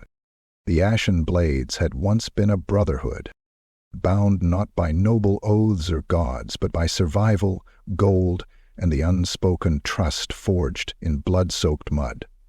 They had bled together, slept in the same filth, buried the same friends. But the maze, the endless, whispering, shifting maze, had eroded those bonds like rust on steel. And now they were breaking. The corridor had twisted again, forming a crucible of cracked crystal and bone, a bowl-shaped hollow lit by a false sun that neither warmed nor moved. The ground was littered with shards of broken statuary, weeping angels, horned kings, blind saints. Each knight had taken shelter beneath a different fragment, isolating themselves, watching the others with suspicion that no longer hid behind courtesy. Serrig Vale sat with his back to the fractured head of a forgotten god, Drakkar across his knees. His face was haggard, his eyes bloodshot. He hadn't slept in 2 days. Every time he closed his eyes, he saw the faces of the fallen. Marken's rotted grin, Kale's red-stained scream, Halric's orgasmic death. Kaide crouched nearby, sharpening her blades with slow, deliberate strokes. Her burns had mostly healed, but the skin on her arms was patchy and tight, her expression colder than ever. She hadn't spoken since they'd shattered the bridge beneath Halric. Thorn stood across the hollow, leaning on his staff, his eyes glowing faintly with unnatural light. The runes that once clung to his robes like faded ink now danced around him, shifting across his skin like living tattoos. He didn't bother to hide them anymore. He no longer needed his mask. His face had changed, longer, sharper, etched with delicate sigils like fine scars. And the others? There were only 16 of them left, and they had begun to choose sides. It began with the death of Sir Darnick. He was found at dawn, throat slit, body twisted into a mockery of prayer, hands nailed together with dagger pins. No signs of a struggle, no noise in the night, just silence and blood. Kaede found him first. Her scream was wordless, feral. Sarek was on his feet instantly, but the body told them everything. A ritual killing. Clean. Purposeful. It was one of us. Kaede spat. No beast did this. No beast, Thawne murmured, but a man touched by beast thoughts, or guided by unseen hands. They argued. Voices rose, fingers pointed. Kaede accused Reichel, the youngest of the company, whose eyes had grown too dark, too distant since Halric's fall. Reichel denied it, shaking, tears spilling down his face, until Thorn whispered something to him in a tongue none understood, and the boy collapsed in seizures, foaming at the mouth. They bound him in chains. But it wasn't over. The next night, Sergei vanished. No blood. No struggle. His armor remained, set carefully beside his bedroll, cleaned and polished. His sword was missing. So was his head. They found it later, hanging from a tree that hadn't existed the day before. Its branches were carved from glass, and the head had been flayed, lips sewn into a smile. Kaede snapped then. She stormed into Thorn's tent, blades drawn, screaming accusations. "You're becoming one of them," she shouted. "You wear the runes of the changeling god. You speak to walls, to ghosts." Thorn rose slowly. "And you haven't changed at all. You haven't heard the whispers in your blades." Sarek had to separate them, his gauntlets cracking as he forced them apart. But the damage was done. The company divided into 3 camps. The loyalists clustered around Sarek, men and women who still clung to the memory of what they had been. They wore their old tabards, spoke in tight whispers, and tried to maintain structure. Sarek drilled them like he had on the first day, if only to keep them sane. The seers followed Thorn, not by command, but by gravitation. They saw his power, how he could reshape the paths, how he knew which walls to whisper to. They began to wear charms of their own, red scraps of floating parchment. A few began to speak, in dreams. The silent blades followed Kaede, a corps of assassins and scouts who trusted steel more than spell. They made no speeches, no declarations, but they kept their weapons sharp and their backs to the walls. Tensions worsened when the maze split the path in two. A shimmering arch of teeth and bone rose on the left, its doorway filled with violet mist. The right path was narrow, dark, and led into a pit that howled. "We go left," Thorn said, eyes already glowing. "The symbols are safe. I see them." Kaede snorted. "You see too much." She gestured to the pit. "That one's natural. The other looks like a womb." "I lead this company," Sarek growled. "We go left. We've trusted Thorn's instincts this far." But Kaede didn't move. 6 knights stood with her. "I won't follow the whisperings of a daemon puppet," she said. "Not again." Blades were drawn. It nearly came to blood. Sarek had to raise Drecker between them, the blade flaring with unnatural cold. "No more splitting," he growled. "We take the left path, together, or we die here, divided." Silence followed. Then Kaede sheathed her daggers. "For now," she muttered. "But the next time someone disappears, don't look at me." They marched through the arch of teeth. The corridor beyond writhed like a throat, walls pulsing with heartbeat light. The ground was slick with mucus that clung to their boots. Voices sang softly in the distance, not words, but tones, a lullaby that made their skin crawl. The further they walked, the more the voices whispered. Not from outside, but from within. Each knight heard something different. Reichel, still bound and trembling, wept openly. whispering apologies to a mother long dead. One knight fell to his knees, babbling prayers to Tzeentch. Another laughed until his teeth cracked. Ceres heard the voices too. They didn't beg or threaten. They offered. You could leave them all behind. You've earned peace. Take it. One cut of Drecker. One spell from Thorn. One silent dagger in Kaede's bag. And you'll walk free. He didn't answer. He just kept walking. Behind him, his company splintered further, eyes flicking, hands twitching near blades. The labyrinth no longer needed to attack them. They were destroying themselves. From within. Chapter 11. The Garden of Beasts. The labyrinth changed again, but this time it was not into a corridor of obsidian or a stairwell of bone. It unfolded like a wound, spilling them out into something that should not have existed in this nightmare realm. A glade. Sunlight, real sunlight, streamed through a canopy of ancient oaks whose leaves shimmered with a soft emerald glow. A breeze carried the scent of wildflowers and warm earth, a perfume so rich it made their mouths water.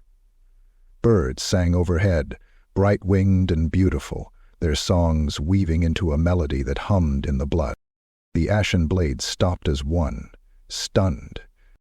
The air was warm and sweet, not the copper tang of the labyrinth, but the gentle musk of summer. The grass underfoot was soft, springy. A brook wound through the clearing, its waters clear as glass, rippling over stones like polished jade. Flowers the size of shields unfurled their petals toward them, colors shifting with each breath. Kaede exhaled, almost a sob. "It's impossible," she whispered. Sarek's grip on Drakkar tightened. He could feel the weight of the place pressing on him, not like the crushing shadow of Bellacor or the mind-warping presence of Tzeentch, but something subtler, more insidious. A lure. "It's a trap," he muttered. "Everything here is a trap." But his men, tired, blood-caked, hollow-eyed, looked at the glade with longing. Even Kaede hesitated, her daggers lowering. And then Sojourn stepped forward. He was one of the older blades, a heavy-set man with a scarred face and a laugh that had once filled taverns. Since Marken's death he had grown quieter, slower. He'd taken wounds in the last skirmish that still wept pus beneath his armor. Now he stared at the glade with trembling lips. "It's just grass," he said, voice hoarse. "Just a stream. For Sigmar's sake, Captain, let us rest." Sarek said nothing. Joram took another step. The grass seemed to rise to meet him, curling gently around his boots like the fingers of a lover. The brook bubbled softly, its water glinting like silver. Kaede hissed, "Joran, don't—" But he was already unbuckling his armor. Plates fell to the grass with dull thuds. "I can't do it anymore," he murmured. "I'm tired. I'm so tired." "Get back here," Sarek barked. Joran laughed, a broken, joyful sound, and waded into the stream. He splashed water over his face, his wounds, sighing as if a fever had left him. "It's warm," he said. "Warm as a bath. Smells like roses." Kaede's eyes darted to the flowers. The petals now glistened with dew. No, not dew. Something thicker, green, viscous. The birdsong had changed, slower, deeper. The canopy above shifted, branches knitting into strange shapes. Joran knelt in the stream, cupping water in his hands. He drank deeply. And then he sighed, a sound of such relief it sent a chill down their spines. "No more pain," he whispered. "No more hunger. No more fear." The water around him darkened, swirling with green filth. The stream bubbled, releasing a sweet, sick smell like overripe fruit. "Joran," Sarek roared, stepping forward. "Get out of there!" Joran turned, smiling, but his eyes were wrong. Too wide, pupils dilated to black pits. His skin bulged under his shirt, pustules rising like blisters. His hands, still cupped with water, now dripped slime. Kaede stepped forward. "He's infected." "I'm healed," Joran said, his voice deepening. "Stronger." He rose from the stream, water cascading down his body, only it wasn't water now, it was pus, thick and crawling with black larvae. His flesh split at the seams, spilling moss and fungi instead of blood. The glade trembled as if pleased. The flowers turned their heads toward him, petals opening to reveal glistening mouths. The birds overhead warped into buzzing flies, their wings a dull hum. The sunlight dimmed to a bilious green glow. Joran's armor fell away entirely, revealing his torso transformed, bloated, soft, covered in weeping sores. Mushrooms sprouted from his shoulders, pulsing with each breath. His fingers fused into claws of swollen flesh. His mouth stretched into a grin as wide as his jaw would allow. "Look," he gurgled, "no pain, no fear, just life." Then he lunged. He moved with surprising speed for his bulk, crossing the grass in 3 strides. One knight barely raised his shield before Joran's clawed hand slammed into his chest, punching through steel, crushing ribs with a wet crunch. The knight screamed as green rot spread from the wound, veins blackening instantly. Kaede darted in, daggers flashing, slashing at Joran's flank. Her blades bit deep, but instead of blood, a spray of spores burst out, clinging to her skin. She coughed, staggering back, eyes watering. Sarek swung Draker in a vicious arc, taking Joran's arm at the elbow. It tore free with a gout of slime and crawling worms. Joran didn't even flinch.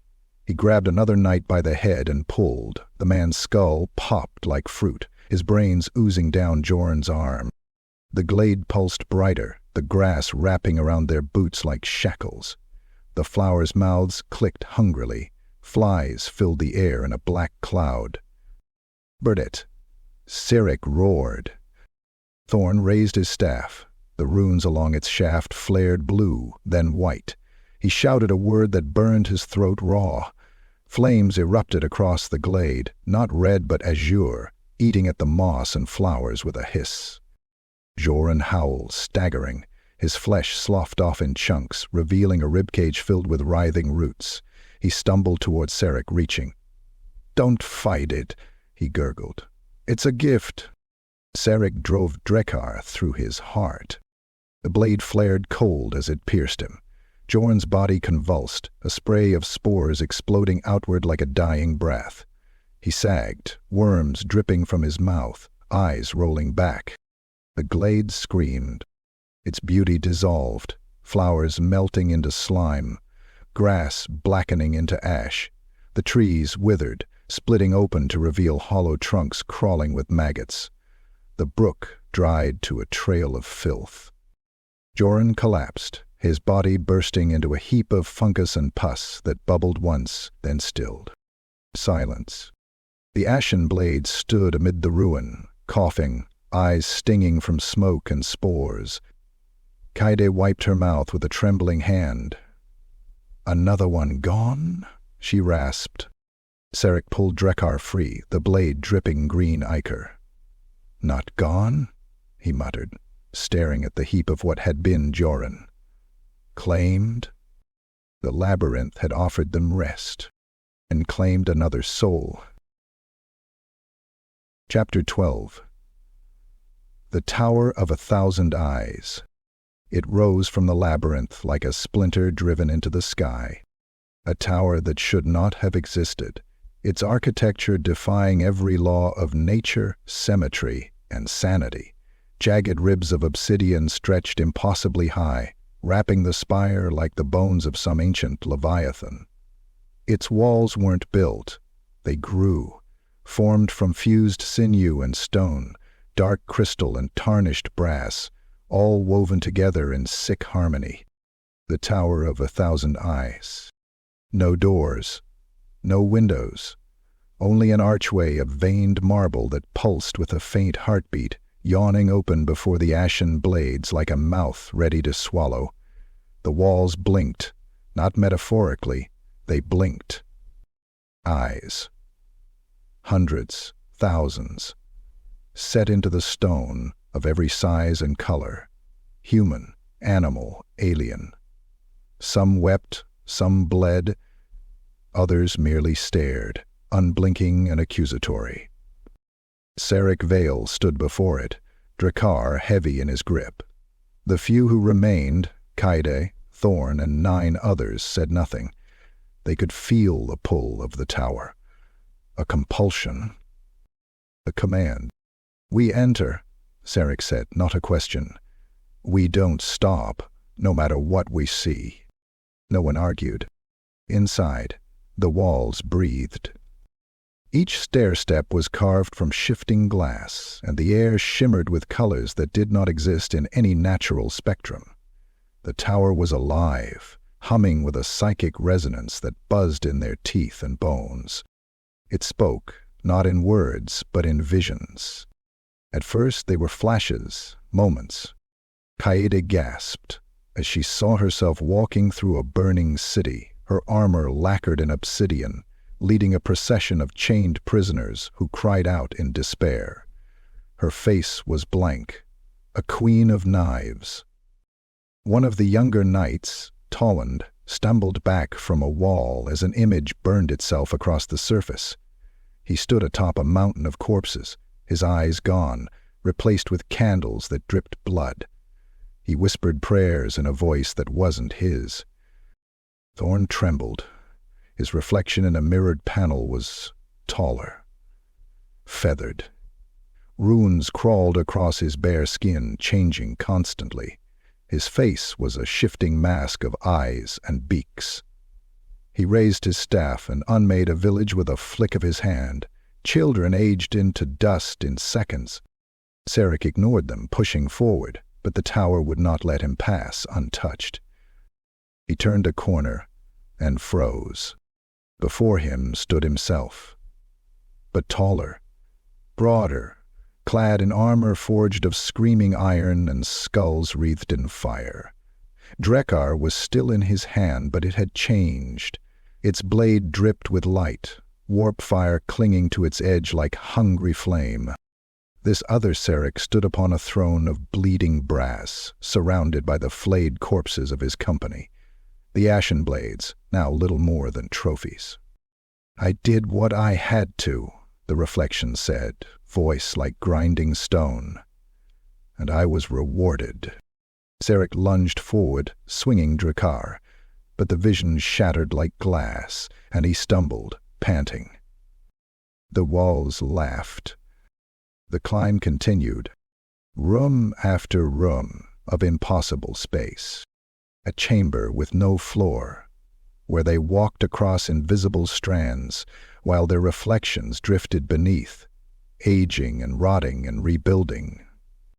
A hallway where time flowed backward, their wounds unhealed, blood climbing back into flesh, tears returning to eyes. Then it reversed again, and they aged rapidly, hair graying, skin sagging, bones cracking, until they stepped through a threshold. A room where every eye on the wall turned inward, watching them from inside their skulls. One knight snapped. He began clawing at his face, screaming that he could see himself inside his own eyes. "They're watching me. I'm watching me," he cried. "I can't blink. I'll never blink again." He drove his thumbs into his own sockets, blood spurting down his cheeks, laughing even as he collapsed. Kaide put a dagger through his heart. "He's free now," she whispered. At the 7th landing, they found a throne room. Not empty. A dozen versions of themselves stood there, each a corrupted parody. One, Serric, wore the armor of a champion of Khorne. Drakkar, now a chain axe. Another, Kaede, was fused to a daemonette, her legs replaced by serpent coils, her voice a song of madness. Thorn's future selves were worse. One was headless, a tome floating where his skull should be, pages turning endlessly in a wind that did not blow. Another was part maimer, covered in shifting glyphs and wires, whispering secrets to a horde of bird-faced horrors. The real blades stood frozen. One of the Cades smiled. "We're not illusions," she said sweetly. "We're inevitable." A future Seric stepped forward. "You think you're fighting fate," he growled. "You're becoming us. Every drop of blood you spill, every choice you make, it bends you closer to what we are." The real Seric bared his teeth. "I'll cut you down just the same." "Will you?" the other hissed. "Or will you realize that you've always been me?" The room erupted. Blade met blade. Future against present. Kaede dueled her other self in a blur of silver, steel on steel, sparks flying. One Kaede licked blood from her dagger, moaning. The other screamed as her leg was severed. Thorn clashed with a version of himself that shifted forms mid-duel, man, bird, flame, ink. Spells tore the room apart. One knight was turned into a statue of glass, another melted into a puddle of runes. Seric faced himself. Drekar on Drekar. Blow after blow, perfectly mirrored. The other was stronger, faster, but Seric had rage. He screamed as he drove Drekar forward, catching his mirror self under the ribs, lifting him with sheer force. "I am not you," he roared. He tore the blade free. The corrupted selves collapsed into ash and ink. The towers shuddered. At the summit there was no ceiling, only sky. A swirling vortex of eyes, all watching, all knowing. Thorn staggered to his knees, clutching his head. "They see everything," he gasped. "Every path, every choice, every sin." Seric looked up at the vortex. He saw himself dying on 1,000 battlefields. Winning, failing, kneeling before gods, slaying gods, becoming a god. A kaleidoscope of fate. "We leave," he said. "Now." Kaede helped Thorn to his feet. They turned from the tower, back to the stairs, ignoring the voices whispering sweet promises from behind every eye. As they descended, the tower whispered after them, "You saw what you will become. You saw the truth. You are already on the path." No one spoke, but each of them knew. The worst enemy they would face in this maze was themselves. Chapter 13. The Puppeteer Revealed. The Ashen Blades emerged from the Tower of 1,000 Eyes like men clawing their way out of a nightmare, only to find another waiting. Their boots struck black glass that cracked but did not shatter, and every step echoed like the tolling of a funeral bell. They were fewer now. Kaede, Thorn, Seric, and only 7 others. Their tabards were tattered rags, their eyes hollow. But, worse than their wounds, was what they had seen in the tower. Their own faces twisted by chaos, their own futures knelt at profane altars. They marched without speaking. The labyrinth had shifted again. Gone were the corridors of flesh and the glades of rot. This was a vast amphitheater of black stone rising tier on tier into a starless void. Great statues of warriors, human, daemon, beast, loomed from every terrace, their eyes gouged out, their mouths split in silent screams. The center of the amphitheater yawned as a pit lined with chains, an abyss exhaling a slow, fetid wind. It was there they heard the laughter. It began as a tremor underfoot, a low vibration that rattled their teeth. Then it rose, velvet and cold. A voice that filled every corner of the arena without echoing. It slithered inside their skulls like a worm burrowing into soft fruit. "How far my little blades have come," it purred. "How beautifully you dance for me." They froze. A shadow poured from the pit, not rising but spilling, coalescing into a figure so vast it dwarfed the statues. Wings unfurled like veils of night, blotting out the void. Talons clutched the rim of the pit, splitting the stone like dry bone. A prince's face formed from the swirling dark, beautiful and cruel. Eyes like twin abysses ringed with pale starlight. Bellacor, but not as he had appeared before. Then he had been distant, a shade in the fog, his form indistinct. Now he was solid, towering, every line of his body a tapestry of hate and majesty. The air around him trembled with raw power, thick as tar, and the taste of it coated their tongues like ash. Kaede staggered back, her daggers raised in a trembling grip. "We killed your beasts," she spat. "We've survived your tricks. We're not afraid." Bellacor's smile deepened. "Afraid?" he whispered. "You mistake the game. Fear is not my feast. Struggle is." He raised one clawed hand. The air thickened, and the statues surrounding the arena shuddered, their headless forms twisted, their stone flesh cracking, revealing something wet and red beneath. Chains rattled in the abyss. "Do you still think this maze is a prison?" he asked softly. "A test? A path to freedom?" His wings shifted, stirring a wind that smelled of grave earth and burnt flesh. "It is a stage." The chains in the pit snapped taut. From below rose shapes, not demons but men. The Ashen Blades' own dead, each transformed into a grotesque parody. Marken, bloated and oozing, his mouth spilling flies. Kale, skin stretched tight over a skull grinning with red flame. Varanthi fused to his arm.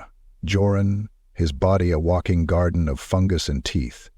And Halric, the Slaneshi knight, slithering forward on limbs of bone, his face a mask of ecstasy. They ringed the survivors like hounds circling a kill. Saric's stomach turned. "You," he breathed. "You've been using them. Using us." Bellacor laughed again.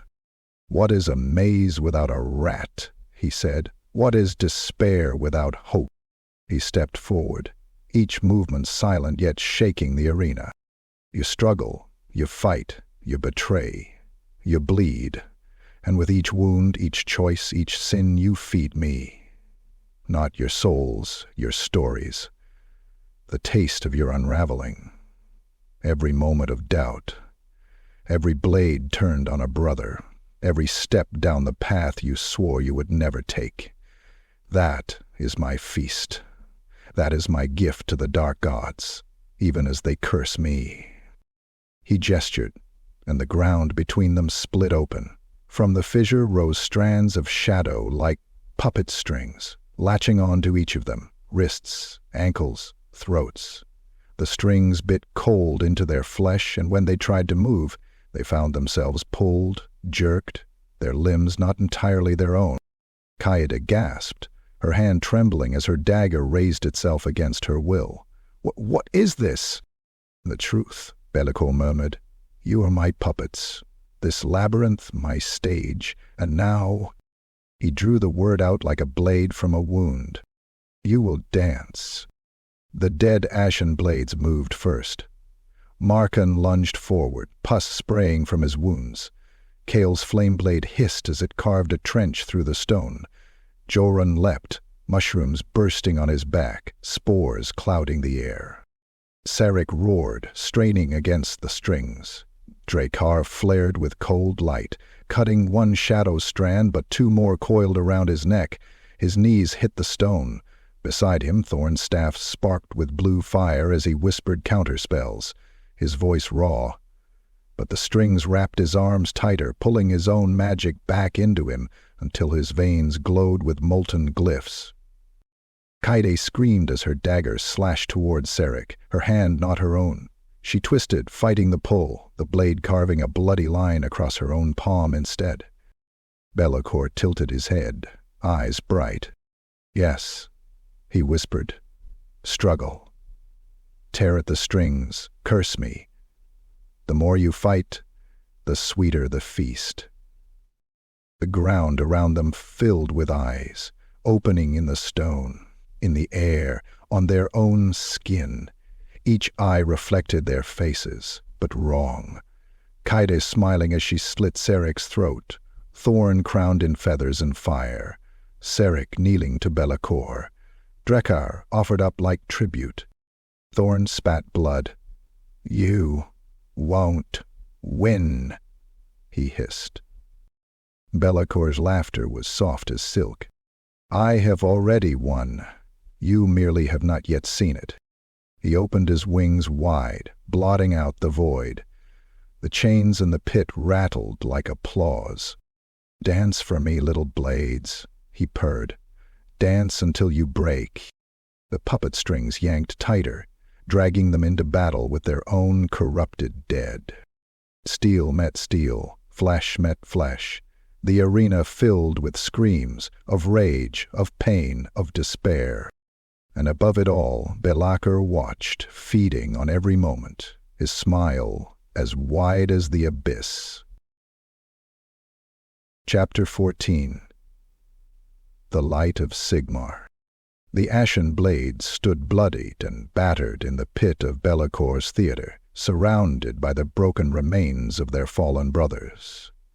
The dead had come at them in waves, bloated beasts, flayed angels, singing demons stitched with memories and false hopes, until the survivors could no longer count how many of their own comrades they'd killed twice. Saric's armor was cracked at the chest, blood seeping from beneath the blackened plates. Draker was notched and sticky, pulsing faintly as if it too was exhausted. Kaida leaned on one knee, her breathing shallow, the wound on her palm turned black with rot. Thorn's staff was cracked down the center, his runes now flickering spasmodically like dying embers. The sky above still boiled with Bellacor's laughter, even if the Dark Master himself had faded into the void. His voice lingered like poisoned smoke, taunting them with silence. It was then, in the echoing quiet, that they saw the light. A soft, golden glow, faint at first, almost mistaken for the dying flame of Thorn's last ward. But it grew brighter, warmer. From between the pillars of the amphitheater emerged a figure robed in white and gold, his stride steady, his presence unnaturally serene. He held no weapon, only a staff topped with the twin-tailed comet of Sigmar, wrought in radiant silver that shimmered with holy fire. His hair was silver-white, untouched by age, and his face bore no scars, no wrinkles, no exhaustion. The survivors stared, frozen between awe and disbelief. I bring the light of the hammer, the man said, his voice resonant, not booming, but clear, like the toll of a temple bell in morning mist. I bring the will of Sigmar. Saric rose slowly. You're not real. The priest met his gaze with gentle certainty. Neither is this place. The light around him pushed back the oppressive dark of the labyrinth, forcing the shadows to curl and retreat. The air no longer reeked of blood and bile, but of incense and rain-soaked stone. Thorn took a step forward, eyes narrowed. How did you find us? I was sent, the priest replied, by the one true God who still remembers your names. Sigmar has not abandoned you. Kaine scoffed. We killed our own. We butchered what little purity we had left. You're telling me the God King still claims us? The priest turned his gaze to her, and in that moment, even she looked away. Sigmar does not demand perfection, only the willingness to rise again. Saric sheathed Drakash slowly. Then lead us, he said, if you can. And the priest did. With every step he took, the maze shifted. The black stone beneath their feet softened into dirt, the walls cracked and crumbled into ivy-covered ruins. The oppressive sky parted, and something like light filtered through. They passed through fields of petrified roses, their petals brittle as bone, through forests of statues locked in screams, their faces eerily familiar, past rivers that ran backward and trees whose roots pulsed like hearts. But the priest was untouched. Wherever he stepped, the way became clear. The survivors followed in silence, afraid to speak, until they reached the Basilica of Rebirth. It stood in the center of a clearing, built of white marble veined with gold, its doors carved with the image of Sigmar himself, striking down demons with his warhammer. Candles burned in the windows, bells chimed softly in the spires. Some of the knights wept openly. The priest turned. Inside, you will be cleansed. The taint of this place will be scoured from your soul. You need only take the final step. Zarek hesitated. His instincts screamed. Kaide's hand hovered near her dagger. Thorn said nothing, but his eyes, now ringed with sleep-deprived madness and arcane sight, narrowed. "Hema," Zarek asked, "why save us?" The priest smiled again. "Because you have walked through the fire and lived. You have seen your reflection in the abyss and not recoiled.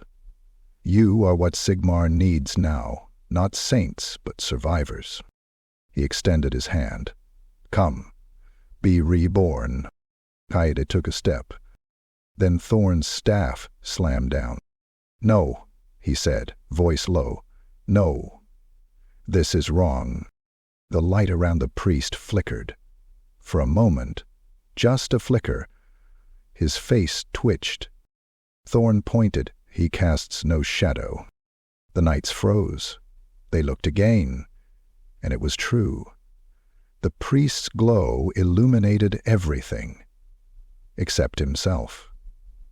His feet touched the ground, but the light bent around him like water around stone. The smile faltered. Kaide's dagger was in her hand now. "What are you?"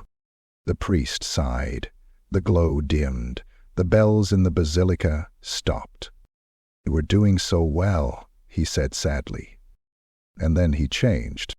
His robes blackened, curling into smoke. His face peeled like wax, revealing a blank surface etched with runes that bled light. The twin-tailed comet twisted into a jagged, inverted sigil, a fusion of all four chaos gods. The staff crumbled into ash. He stood taller now. His skin was no longer flesh but a shell of mirrors, each reflecting a different version of himself. A kindly priest, a snarling daemon, a robed king, a weeping child. "I am the lie you prayed for," he said. "The hope that damns, the mercy that binds, the final sweetest trap." The doors of the basilica burst open, and from within spilled horrors in robes of gold, their faces half melted, their arms open in embrace. Their voices sang hymns of madness, of forgiveness through dismemberment, of salvation by flaying. Kaede screamed. Thorn cast a blast of flame. Cyric charged the priest's thing, Drekar flaring cold. But the priest only laughed, splitting into 5, 10, 100 mirrored versions of himself, each reflecting a different lie they had once believed. "You wanted to be saved," they said. "You needed to believe.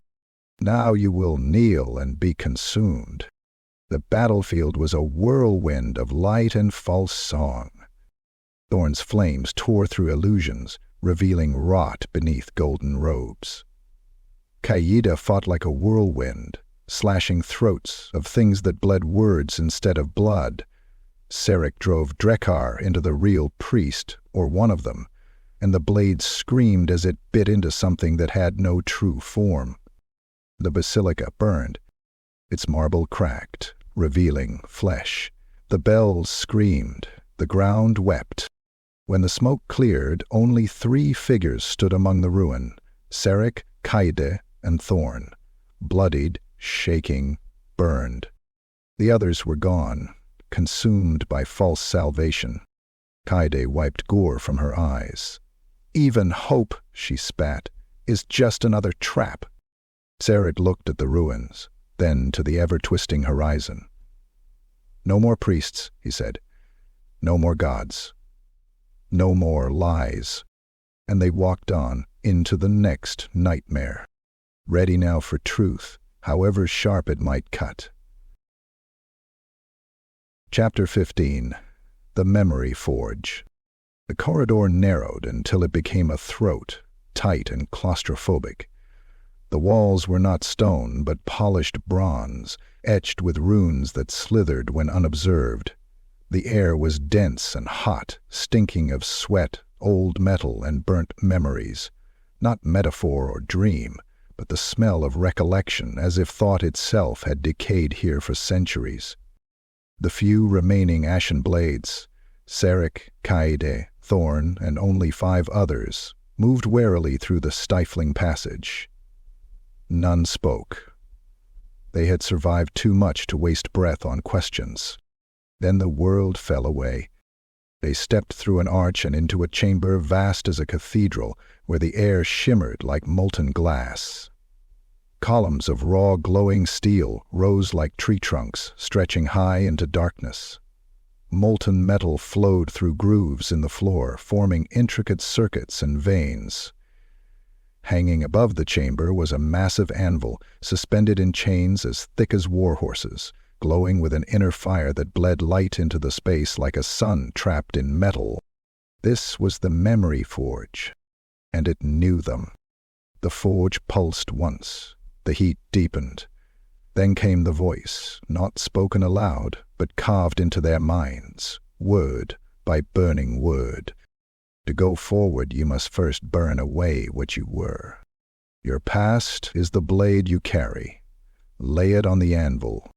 The chamber trembled, and without consent, each knight was separated. One moment they were side by side, the next alone, facing not fire or steel, but memory. Sarek Vale stood before a familiar door, heavy, oak, bandaged in iron, the door to the town hall of Volshaven. He reached for the handle. It was already wet. Blood. The scene opened like a theater. Inside, the townsfolk knelt, hands tied, children sobbing. His company had them surrounded. Bandits, they said. Heretics, they whispered. A few had resisted, the smith, the old priest, a boy with a shovel. Sarek had ordered the executions. No trial, no inquiry, just the cold practicality of command. A message to the region: resist the Ashen Blades, and you burn. He had slit the priest's throat himself. Now the priest stood before him, his neck a gaping maw, blood still flowing in slow, syrupy ropes. "We begged," the old man said, voice a wet gargle. "You listened, then killed." Sarek fell to his knees. Drakkar was heavy in his hands. It had been the executioner's blade. He tried to let go. It would not leave his fingers. Behind the priest, the townsfolk screamed again. He saw himself raise his hand, saw the crossbowman fire. Ellie wept. Kaede found herself in a stone-walled room, small, windowless, filled with incense and soft prayer. The chapel of Shalya. She stood over a cot. On it, her sister, dying, fevered. Kaede had been a healer once, kind, clean. She remembered mixing the draught that would end the pain. But she had waited too long. The sister's body convulsed in the cot, eyes rolling back, foam bubbling from her mouth. Kaede stood there, frozen, the poison trembling in her hands, too afraid to act. Her sister's ghost rose from the bed, skin paper white, fingers burned by fever. "I called for you," she whispered. "You never came." "I was scared," Kaede breathed. "I didn't know." "You watch me die," the ghost said, then lunged. Kaede screamed as hands clawed at her face, not to harm but to show. Every failed healing, every patient she turned away, every wound she'd ignored to protect herself. The blades she now carried were not weapons. They were regrets, honed and polished. She collapsed in the chapel, sobbing into her hands, blood dripping from her arms where guilt had cut her open. Thornfallow stood before a cottage. Smoke rose from the chimney. A child laughed inside. His wife's voice called his name, soft, warm, alive. He didn't move. This memory was real, too real. The cult had come that night. Not for them, for him. He had made the deal. To protect them. He thought he could contain the power. He was wrong. He saw the flames. Saw the runes burned into the walls. Saw the creatures made of ash and script tear his family, limb from limb, laughing in voices stolen from the dead. Henry saw himself, not running to save them, not fighting, watching, but studying. His reflection turned toward him, a face younger, colder, his eyes glowing with promise. "Knowledge has a cost," it said, "and you paid it gladly." Thorn dropped to the floor, vomiting ink. His staff split down the middle, each half screaming in a tongue he once tried to forget. Elsewhere, the other surviving knights relived their worst moments. The Brannus, who left his brother behind in the caves beneath Mount Cazdol, locking the gate and listening as he screamed. Lena of Hochland, who led a slave revolt, only to sell them back to the highest bidder when the gold ran out. Eric, who burned a village to stop a plague but locked the doors first. Each was broken. Some begged to forget. Lena clawed at her own eyes, screaming to unsee what she'd done. Brannus stabbed himself in the stomach, trying to die before the memory could finish. Tarek simply knelt and began whispering prayers to chaos, any chaos, just to make it stop. At the center of the forge, the anvil pulsed, and one by one, the Ashen Blades reappeared. The need changed. Sarek stood first. His face was pale, streaked with tears, but his eyes were clear. Kaida clutched her blades like lifelines. Thorn's fingers bled words. They had faced themselves, burned themselves upon the forge. The chamber whispered, "Memory is steel. Suffering is the hammer. Will is the flame." The door opened. Beyond it, the path darkened once again. They stepped forward, fewer, cracked, but forged. Chapter 16. The Last Gate. The final corridor stretched for miles, or seconds. The path twisted not through stone, but through memory, flesh, and dream. The few Ashen Blades who remained could barely tell the difference anymore. The air itself shimmered with half-formed lies and broken truths. Their feet left no prints. Their shadows pointed in every direction. But still, they moved forward. Sarek led them, Drakkar etched with 100 kills, its blade now stained with more demon blood than mortal. Kayade followed, her skin a lattice of fresh and ancient scars, her eyes colder than the blade she wore. Thorn drifted behind them like smoke, runes swirling around him like stars, his staff now a spire of shifting glyphs, his voice a chorus of languages not spoken since the old night. Only 3 others remained. Brannus, with his broken arm bound in ritual cloth. Lena, her hair gone, burned away in the memory forge. Tarek, eyes hollow, jaw clenched in silence. And then they saw it. The last gate. A towering arch of fused bone and brass, rising from a chasm of living flesh.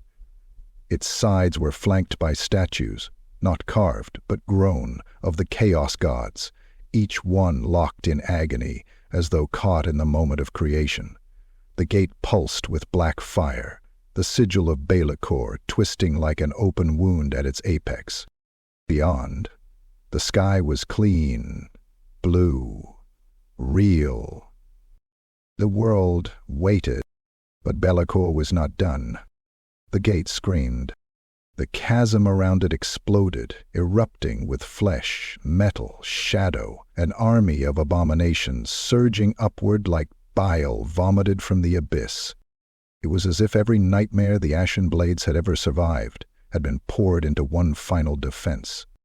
Demons of all shapes swarmed forward, hulking monstrosities of Nurgle, dripping pus and insects, serpentine Slaneshi horrors that sang while they disemboweled, packs of fire-blooded coordinates howling with unending rage, and creatures of pure sorcerous madness from Tzeentch, their forms shifting with every step. But worse were the reflections, twisted mirrors of the Ashen Blades. Every knight who had fallen returned now, clad in black iron and weeping shadow, their eyes burning with allegiance to the Dark Master. Egil charged first, Varanthus singing with bloodlust. Joran, now bloated beyond recognition, dragged a chain of writhing intestines. Halric floated above them all, more daemon than man now, his body a silhouette of pleasure and pain. And at their head, a shape vast and terrible, stood Bellacor himself.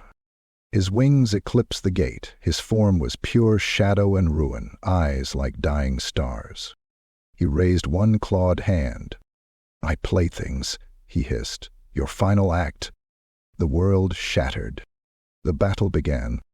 Sarek led the charge, screaming like a man already dead. Drakkar flared with cold light, cleaving through its ancient horror that exploded in glyphs and screaming mouths. Kaideg ducked beneath a cornate warrior's cleaver, severing both knees and slicing his throat in a fountain of arterial spray. Thorn hovered now, no longer walking, his staff splitting into 3 shards that spun around him, casting lances of blue fire. He turned a Slaneshi war beast into a sculpture of crystal and bone, only for a demonette to lunge from the corpse and carve his chest open with a sigh. Brannis screamed as a Nurgle spawn bit into his side, pulling free a chunk of flesh. He didn't fall. He laughed, grabbed the beast's jaw and tore it in half before dropping to his knees, intestines uncoiling.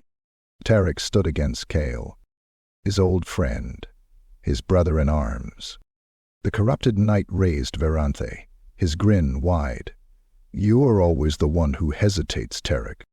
Tarek didn't speak. He just drove his sword through Kale's mouth and twisted until the skull cracked. Lena was dragged down by 3 mutated hounds. She vanished beneath them, her scream brief, her blood longer lasting. At the heart of the carnage, Bellacor descended. His wings smashed into the stones, sending Kaide flying into a wall with bone-cracking force. She rose, coughing blood, dragging herself forward, one arm broken and useless. Thorn raised his hands, channeling every scrap of power he had left. Runes flared across his body, carving themselves into his skin, glowing white-hot. "Back!" he shouted. "Sarek, get to the gate!" He unleashed the spell. Reality tore. A lance of uncreation struck Bellacor full in the chest. The Daemon Prince reeled, shrieking in fury, his body unraveling in tendrils of smoke and light. But it was not death, not even pain. It was irritation. Bellacor swiped his hand through the air. Thorn exploded. Not in blood, in ideas, symbols, songs, memories. His body ceased to exist. His death was not a scream, but a poem. Kaide fell beside Sarek. "Now," she coughed. "Do it!" Bellacor loomed over them, wings raised, talons dripping with the remnants of Thorn's spell. "You are nothing," he said. "A joke played too long." Sarek stood. He stared at the gate, at the last path, at everything he had lost. He took Drakkar in both hands. The blade had changed. It was no longer mortal steel. It had fed on darkness, on pain, on truth. He turned to Kaide. She nodded once. Then he ran. Straight into Bellacor. The demon swung. Sarek ducked, rolled, leapt, and drove Drakkar up through Bellacor's neck into the shadowed skull above. The blades sang. "Bellacor!" roared. The sound split the world. The labyrinth screamed. Walls cracked, realities folded, the gates shone. Sarek twisted the blade. Bellacor died, not in flesh, but in presence.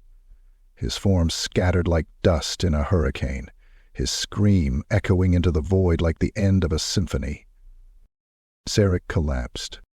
Kaide crawled to him, held his head. He smiled once, blood in his teeth, and whispered, "Free them!" Then died. Kaide limped to the gate. The last gate was open now.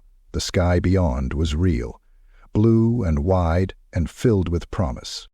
She stepped through. The maze vanished. Behind her, the labyrinth folded into itself, the last breath of a dead god curling into the wind.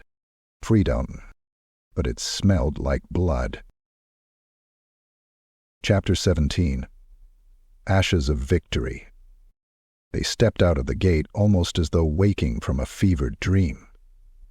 The air beyond smelled of wind and grass and rain, clean, cruel, real. The sky was pale blue, broken by ragged clouds drifting like torn sails. Under their boots lay supple earth, not black stone or living flesh, but soil warmed by the sun. They were silent, their bones ached, their limbs trembled. Every one of the Ashen Blades who still lived carried wounds fresh and old, and scars of the maze imprinted on flesh and spirit alike. Kaide's eyes had a haunted hollow. Brannis walked, leaning on a dagger. Tarek's grip shook as he wiped sweat and sweat smell and something sour from his brow. They had won, and yet they were lost. As they crossed a meadow edged by whispering trees, it came to them, each in their own moment of awful clarity, the truth of the bargain they had already paid. The maze had undone them. They were changed. Sarek Vale was first to realize. He looked at his hands. The lines were deeper, the nails sharp and slightly stained with dark rivulets even after washing. The air, when he inhaled, had a faint tang of ichor on his tongue. He closed his eyes, and in his mind's ear heard a whisper, "Your triumph feeds me, not frees you."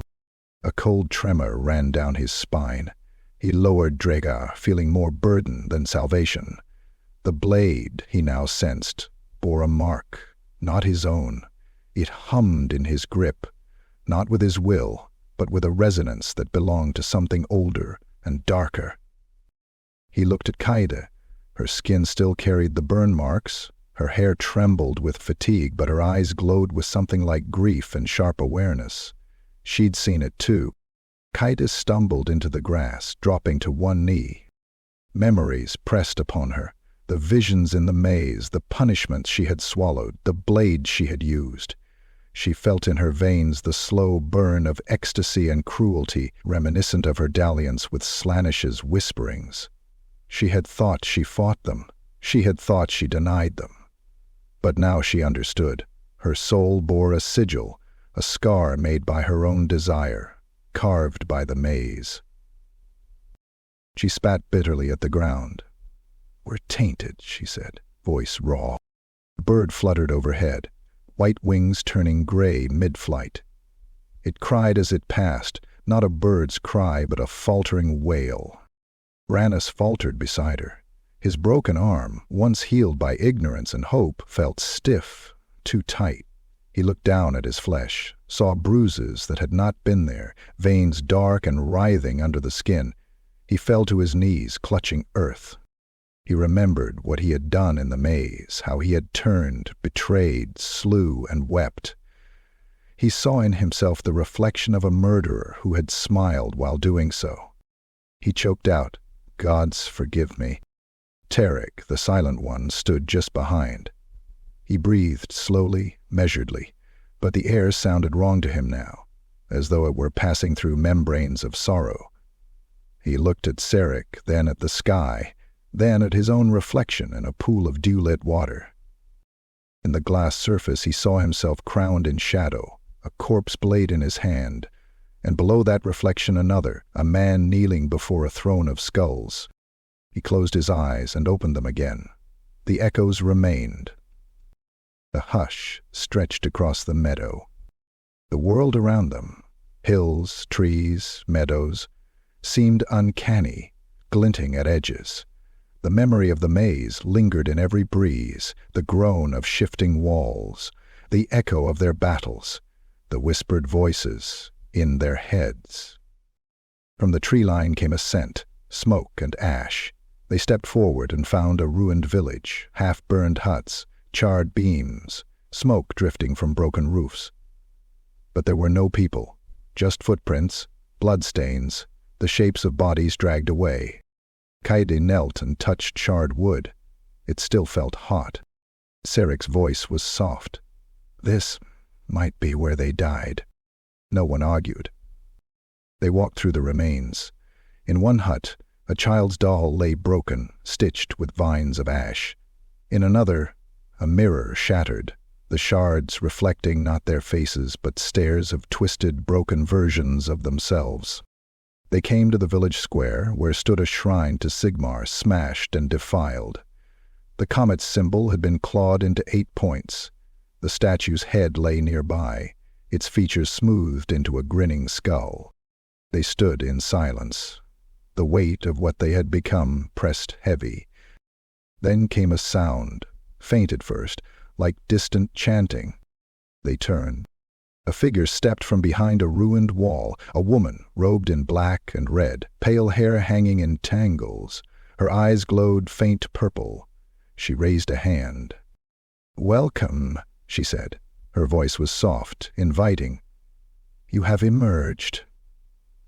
But you walk in shadow." They gripped weapons. She smiled. "I am the keeper of the threshold. Those who cross out of Bellacor's maze must pass through me." She advanced. Each footstep aged the grass she trod, turning it brittle and gray. "They told me victories turn to ash," she said. "That's only half right.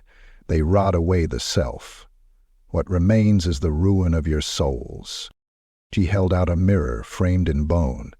In it they saw their reflections, each bearing a sigil in their flesh, glowing faintly, a stylized skull, corn, a blistering pustule, nerd, a feathered eye, zinch, a thorned lash, slanish, gasps, curses, silence.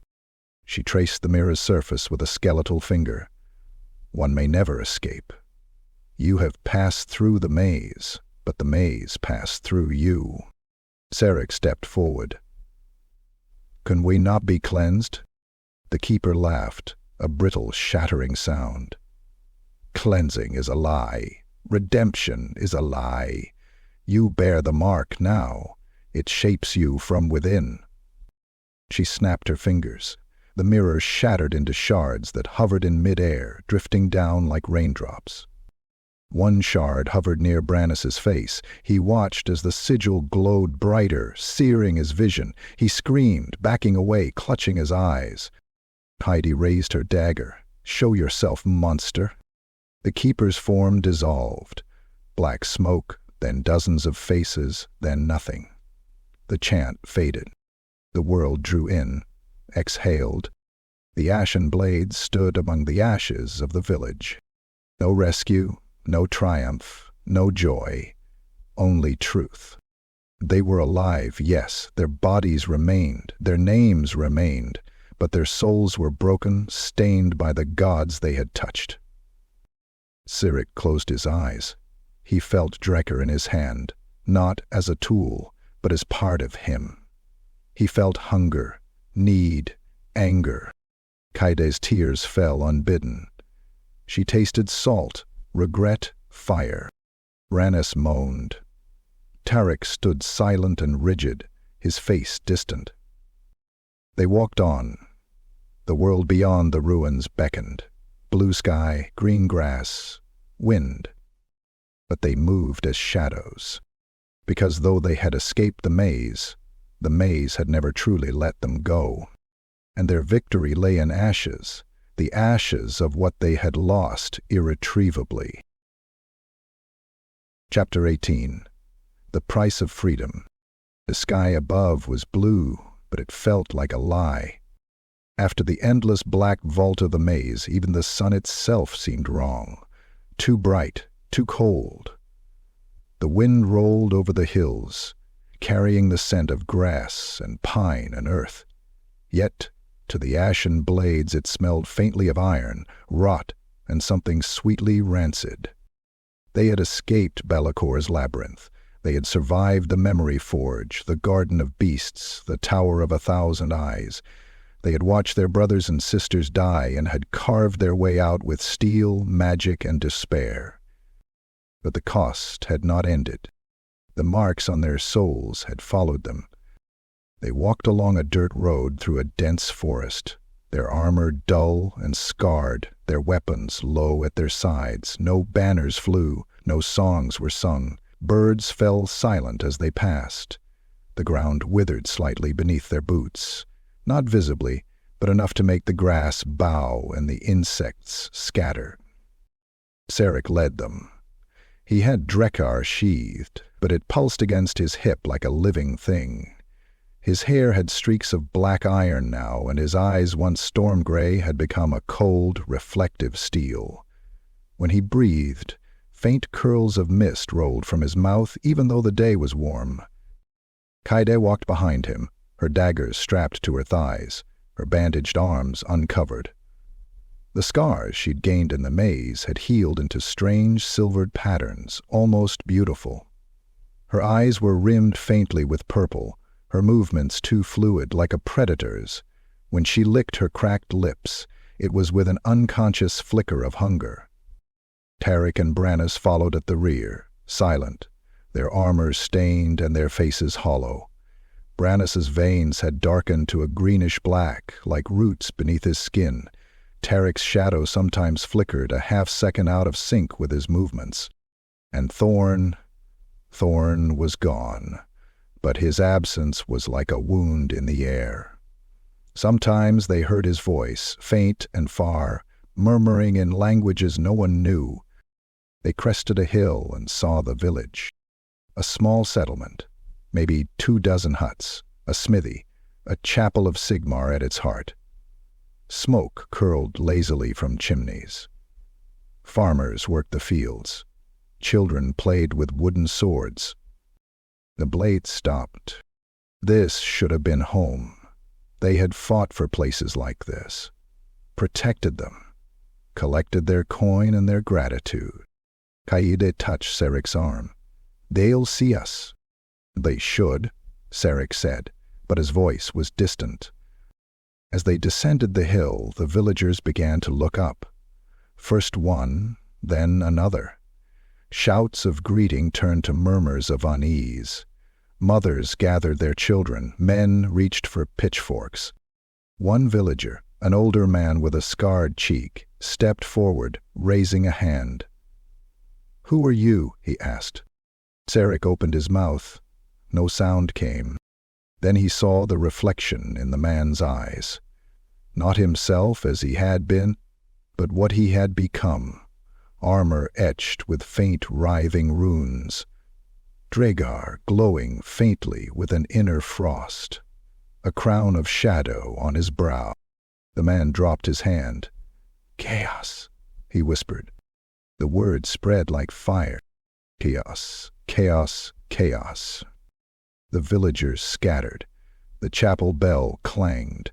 Doors slammed. Kaide stepped back, panic flaring in her chest. "Sarek, they know." "I know," Sarek said. The first missile struck Brannis, a crossbow bolt loosed from a rooftop. It sank into his shoulder with a wet thunk. He didn't flinch. He reached up, pulled it free, and looked at the black blood seeping from the wound. He smiled faintly. Another bolt struck Tarek's leg. He growled low, like an animal. "Don't," Sarek warned. But the villagers were not stopping.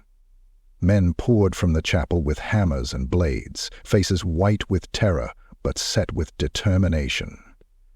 The priest of Sigmar led them, raising a hammer of his own, the twin-tailed comet etched into its head. "For Sigmar," the priest roared. The Ashen Blades stood still. For a heartbeat, no one moved, and the chaos inside them stirred. It began with Kaide. The villager lunged at her with a pitchfork. She sidestepped with inhuman grace, grabbed his wrist, and slit his throat in one motion. Warm blood splashed her face. She gasped, not in horror, but in pleasure. Brannis roared. The black veins under his skin pulsed, and a wave of rot spread outward from his feet, grass dying instantly. A man's arm withered to bone where it struck his shield. Brannis seized him by the head and crushed it, spraying skull fragments into the air. Tarek moved next, his shadow stretched long, lashing out like a whip to snap a woman's neck before his blade followed. The two of them, and Sarek. Sarek drew Drakkar. The sword's cold light washed over them all. He swung once and the priest's hammer shattered like glass. Another swing, and the man was cut in two, his blood freezing in midair before it hit the ground. The battle was short, brutal, obscene. Men burst into black flame. Children fled screaming. The chapel's bell cracked, its sound warping into laughter. The Ashen Blades fought like gods, like monsters, like everything they had feared they would become. When it was done, the village was silent. Bodies lay scattered in the mud. Blood ran in streams down the hill. The chapel smoldered, its comet sigil warped into an 8-pointed star by the heat of their unholy power. Thaida dropped her daggers, hands trembling. Her mouth tasted of copper and honey. She whispered. "We didn't even try to stop." Brannis stared at his hands. Black ichor dripped from his fingers. "We couldn't," he said. Sarek looked at Drakkar. The blade pulsed, satisfied. He wanted to throw it away. He wanted to die. But his grip would not loosen. "They'll come for us," Kaide said. "The witch hunters, the Templars, the whole of the Empire." "Might should," Sarek said. He looked back at the burning village. The wind blew ash into the sky. "This is the price," he murmured. "We wanted freedom. We paid for it." They turned from the ruin and walked on, shadows long and black in the evening sun. They were free, but the world they had fought for would hunt them now until the end of their days. And deep inside, beneath the grief and the guilt, something else stirred. Not regret, but hunger. Chapter 19. The Burning of Karstad. Karstad lay in the valley like a jewel of the wreck. Whitewashed houses with red-tiled roofs clustered around a grand market square, and at the center rose the chapel of Sigmar, its spire taller than any tree in the surrounding woods. In better days, the Ashen Blades had marched through Karstad as heroes. The villagers had showered them with flowers and coins, singing their praises. Children had run alongside their horses. The bell of the chapel had tolled in their honor. Now the bell tolled again, this time as a warning. The Ashen Blades, what remained of them, crested the hill at dawn, their armor black and pitted, their eyes like shards of ice. They had tried to travel in secret to avoid towns, but hunger and whispers had gnawed at them. The chaos within had grown restless. Sarek had stopped pretending he was still captain of a mercenary company. Kaye had stopped sharpening her daggers to defend and instead sharpened them for the ritual of release. Brannis' veins writhed like snakes beneath his skin. Tarek's shadow had begun to move before he did. Karstad's gates were open. Merchants and farmers bustled in the square. The morning was quiet and clean, and the hunger inside them howled. The villagers saw them approach. Murmurs rippled through the crowd.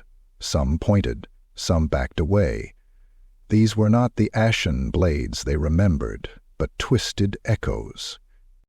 A little boy stepped forward, holding a wooden sword. "Sarek," he called, "you came back." Sarek froze. He remembered the boy, or one like him, handing him a flower the last time they passed through. His hands trembled on Drekar's hilt. Kaide whispered, "We should leave." But the boy's mother snatched him up, eyes wide with terror. "Chaos!" she screamed. "They're marked!" The alarm bell tolled. Guards ran from the barracks, crossbows clutched tight. The priest of Sigmar emerged from the chapel, his white robes whipping in the wind. "Halt!" the priest called. "You are under the gaze of Sigmar. Drop your weapons and submit to judgment." Something inside Sarek broke. "Judgment," he rasped. "After everything we gave, after everything we lost?" Drekar pulsed. A cold wind gusted across the valley. Kaide hissed, "Sarek, don't!" Too late. The first crossbow bolt struck Brannis in the chest. He barely flinched. He pulled it out and laughed, a bubbling, wet sound. Black ichor dripped from the wound, hissing as it touched the earth. His veins pulsed bright green. He roared. A wave of rot spread outward from his boots, curling through the cobblestones, splitting them with moss and slime. Guards coughed blood as their armor corroded, their lungs filling with spores. One fell to his knees, vomiting mushrooms before his skull burst. Kaide moved like a shadow. She darted into the square, her daggers flashing, cutting throats, severing tendons. Each kill brought a tremor of pleasure she hated herself for. Tears streaked her bloodied face even as she worked, and she whispered apologies to every villager she cut down. Tarek's shadow lashed out like a living whip, snapping necks, pulling men into dark holes that opened in the cobblestones. Their screams were swallowed by the void. Sarek walked into the square. Not running, not charging, just walking. Drekar sang cold, the blade leaving a trail of frost in the air. Guards shattered where he struck, their blood freezing in arcs. The priest of Sigmar raised his hammer, shouting prayers, but Drekar took him at the waist, cutting him in two. Children screamed, women ran, men fought and died. And above it all, the chapel bell tolled. Kaide staggered against a wall, breathing hard. Her daggers dripped. A villager crawled toward her, face burned, eyes wide. "You saved us," he gasped. "Years ago. Don't you remember?" Kaide knelt. "I do." She drove her dagger into his heart. He sighed once and was still. She wept, silently. Rannis had lost himself completely. He lumbered through the market, crushing bodies underfoot, pustules bursting across his arms. His laughter echoed like a beast's roar. Tarek stood in the chapel doorway, shadows stretching to the altar, devouring the icon of Sigmar. He stared at his hands as they twisted into claws. And Sarek. Sarek stood in the center of the square, Drekar humming in his grip. Around him lay a carpet of corpses. Villagers, guards, people he had once protected. He raised his eyes to the spire of the chapel. The bell swung once more and cracked. The sound warped into a shriek, the comet sigil above the spire twisting into an 8-pointed star. The chapel caught fire, not red fire, black and violet, with tongues of pale green. It spread across the roof, down the walls, licking through the market. Houses ignited, the air filled with ash. The screams of the dying rose like a hymn. Kaide stumbled into the square, her face streaked with blood and tears. "We're killing them all," she whispered. "We're no better than the maze." Sarek looked at her, eyes hollow. "We're worse," he said. He dropped Draeger. It hit the cobblestones with a clang and pulsed once, frost creeping outward, but his hand still clenched as if gripping it. He couldn't release the shape. Brannis fell to his knees, green ichor pouring from his mouth. "It's all ashes," he gurgled. "Ashes." Tarek's shadow receded, leaving him trembling at the altar of the burning chapel. He stared at his reflection in the blood pooling at his feet. "I remember every face," he whispered. "I remember their names." The bell fell from the spire and crashed into the square, sending a spray of molten metal and stone.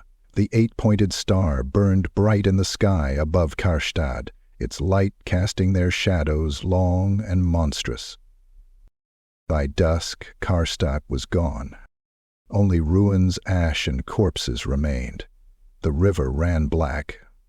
The wind carried the stink of rot and sorrow. The Ashen Blades stood among the wreckage, silent. Kaida wiped her face, smearing blood and tears. "They loved us once," she murmured. "They still do," Sarek said softly. "They just don't know it. Not yet." His words were empty, his eyes were not. They turned from the burning town and walked into the night. Behind them, Karstad burned, its ashes rising into the dark like a funeral pyre. Their freedom had become a curse, their names a blasphemy, and every step forward only ground more of what they had been into the dirt. They were no longer knights. They were ruin-wearing human faces. Chapter 20. The Dark Master's Smile. Across the fabric of reality, in the space between light and shadow, where thought dies screaming and time itself forgets how to crawl, he watches. Bellacor. The first damned. The Dark Master. His throne is not a seat, but a wound. A ragged tear in the veil of existence where the light of creation cannot reach. Shadows curl and slither across the surface of his skinless wings, coiling into barbed sigils that burn themselves into the minds of lesser demons that dare look upon him. His eyes, if they can be called that, are hollow vortexes, vast and bottomless, filled with the memory of every lie ever told. And now, his gaze is turned upon the mortal world, upon them, the Ashen Blades, once mercenaries, now monsters. They move like fire through the heartlands of the Empire, a black tide of ruin and sorrow. What was once a band of sellswords has become a pantheon of terror, each a champion, each a mark of the ruinous powers made flesh. And they do not even know. Sarek Vale leads them still, but not as a man, not anymore. He rides a steed wrought of bone and cinder, hooves never touching earth. His armor fuses to his flesh, etched with runes that scream at dawn. Rekar is now a sword of winter's death, its edge a tear in the world. Villages fall silent at the sight of his banner, a black flame devouring a sun, and those who do not kneel are frozen where they stand, their souls stolen by a single swing. He dreams of peace still. He prays to nothing still. But in each prayer, another soul is claimed for corn. Kaida dances through battlefields with her twin blades, eyes rimmed in black silk, lips painted with the blood of noblemen. Wherever she passes, soldiers collapse mid-swing, clutching their chests, trembling in pleasure and pain. Her laughter is a spell, her touch a curse. She still whispers apologies as she kills, but the apologies now arouse those who hear them. A priest of Sigmar flayed himself, smiling just to hear her speak. Her name is carved into the hearts of the maddened. Slaanesh watches, through her eyes, breathless with anticipation. Brannis is a moving grave. Swollen with blessed disease, his armor has burst in places where tumors pulse like second hearts. He drips contagion with every step, and the air around him hums with flies and songs of despair. He plants his blade into the ground before each village he takes. Those who flee rot as they run. Those who kneel are granted life, but only as bearers of plague. Whole communities now worship him as a saint of suffering. Nurgle cradles him, crooning lullabies in the tongue of decay. Tarek no longer speaks. He need not. His thoughts echo in the minds of those near him, words laced with secrets, paranoia, and forbidden truths. His armor floats inches above his skin. His sword has become a key, each swing unlocking some new horror from the folds of unreality. He walks through cities, and men murder their own families simply to avoid his gaze. Prophets scream his name in dreams. He is both harbinger and herald of the fate Tzeentch has written and rewritten for this age. And still they believe, they resist. Still, they cling to the shattered ideals of knighthood and camaraderie, speaking of honor between massacres, burying their dead with reverence even as they salt the earth. But their hearts, their souls, have already been sold, and high above them, far from sight, Bellacor smiles. He rises from his throne of ash and shadow, wings spreading wide, blotting stars not yet born. Around him swarm lesser daemons, gibbering praises, lapping at his clawed feet. He lifts a hand. The world below trembles. Each victory the Ashen Blades claim in his name, though they never speak it, is a nail in the coffin of the Empire. Each village sacked, each shrine burned, each orphan made in their wake is a prayer answered. He has no need to fight, to do his bidding willingly. Freedom, he murmurs, his voice a breeze of razors. How sweet it tastes when it is a lie. The Ashen Blades are not tools, they are catalysts. They do not bring chaos through violence alone. They bring it through memory. The people remember them, heroes who fell, champions who walked into the mouth of the void and returned. Wrong. Their fall is a legend. Their descent is a prophecy. Their destruction is inevitable, but by them, the damage will be done. Hope will be dead. Faith will crumble. And all across the world, men will begin to whisper, not of Sigmar or Myrmidia, not of honor or duty, but of power, of change, of the freedom to become monstrous and call it purpose. Bellacor steps through the veil, not into the world, but into dreams, into songs, into the terrified prayers of survivors. His smile widens. He is not conquered with an army. He is corrupted with memory, and from the ashes of the Ashen Blades chaos shall rise anew, not as a tide of demons, but as a whisper on mortal lips. They were once just like us, and now they are gods. Bellacor laughs, and the stars blink.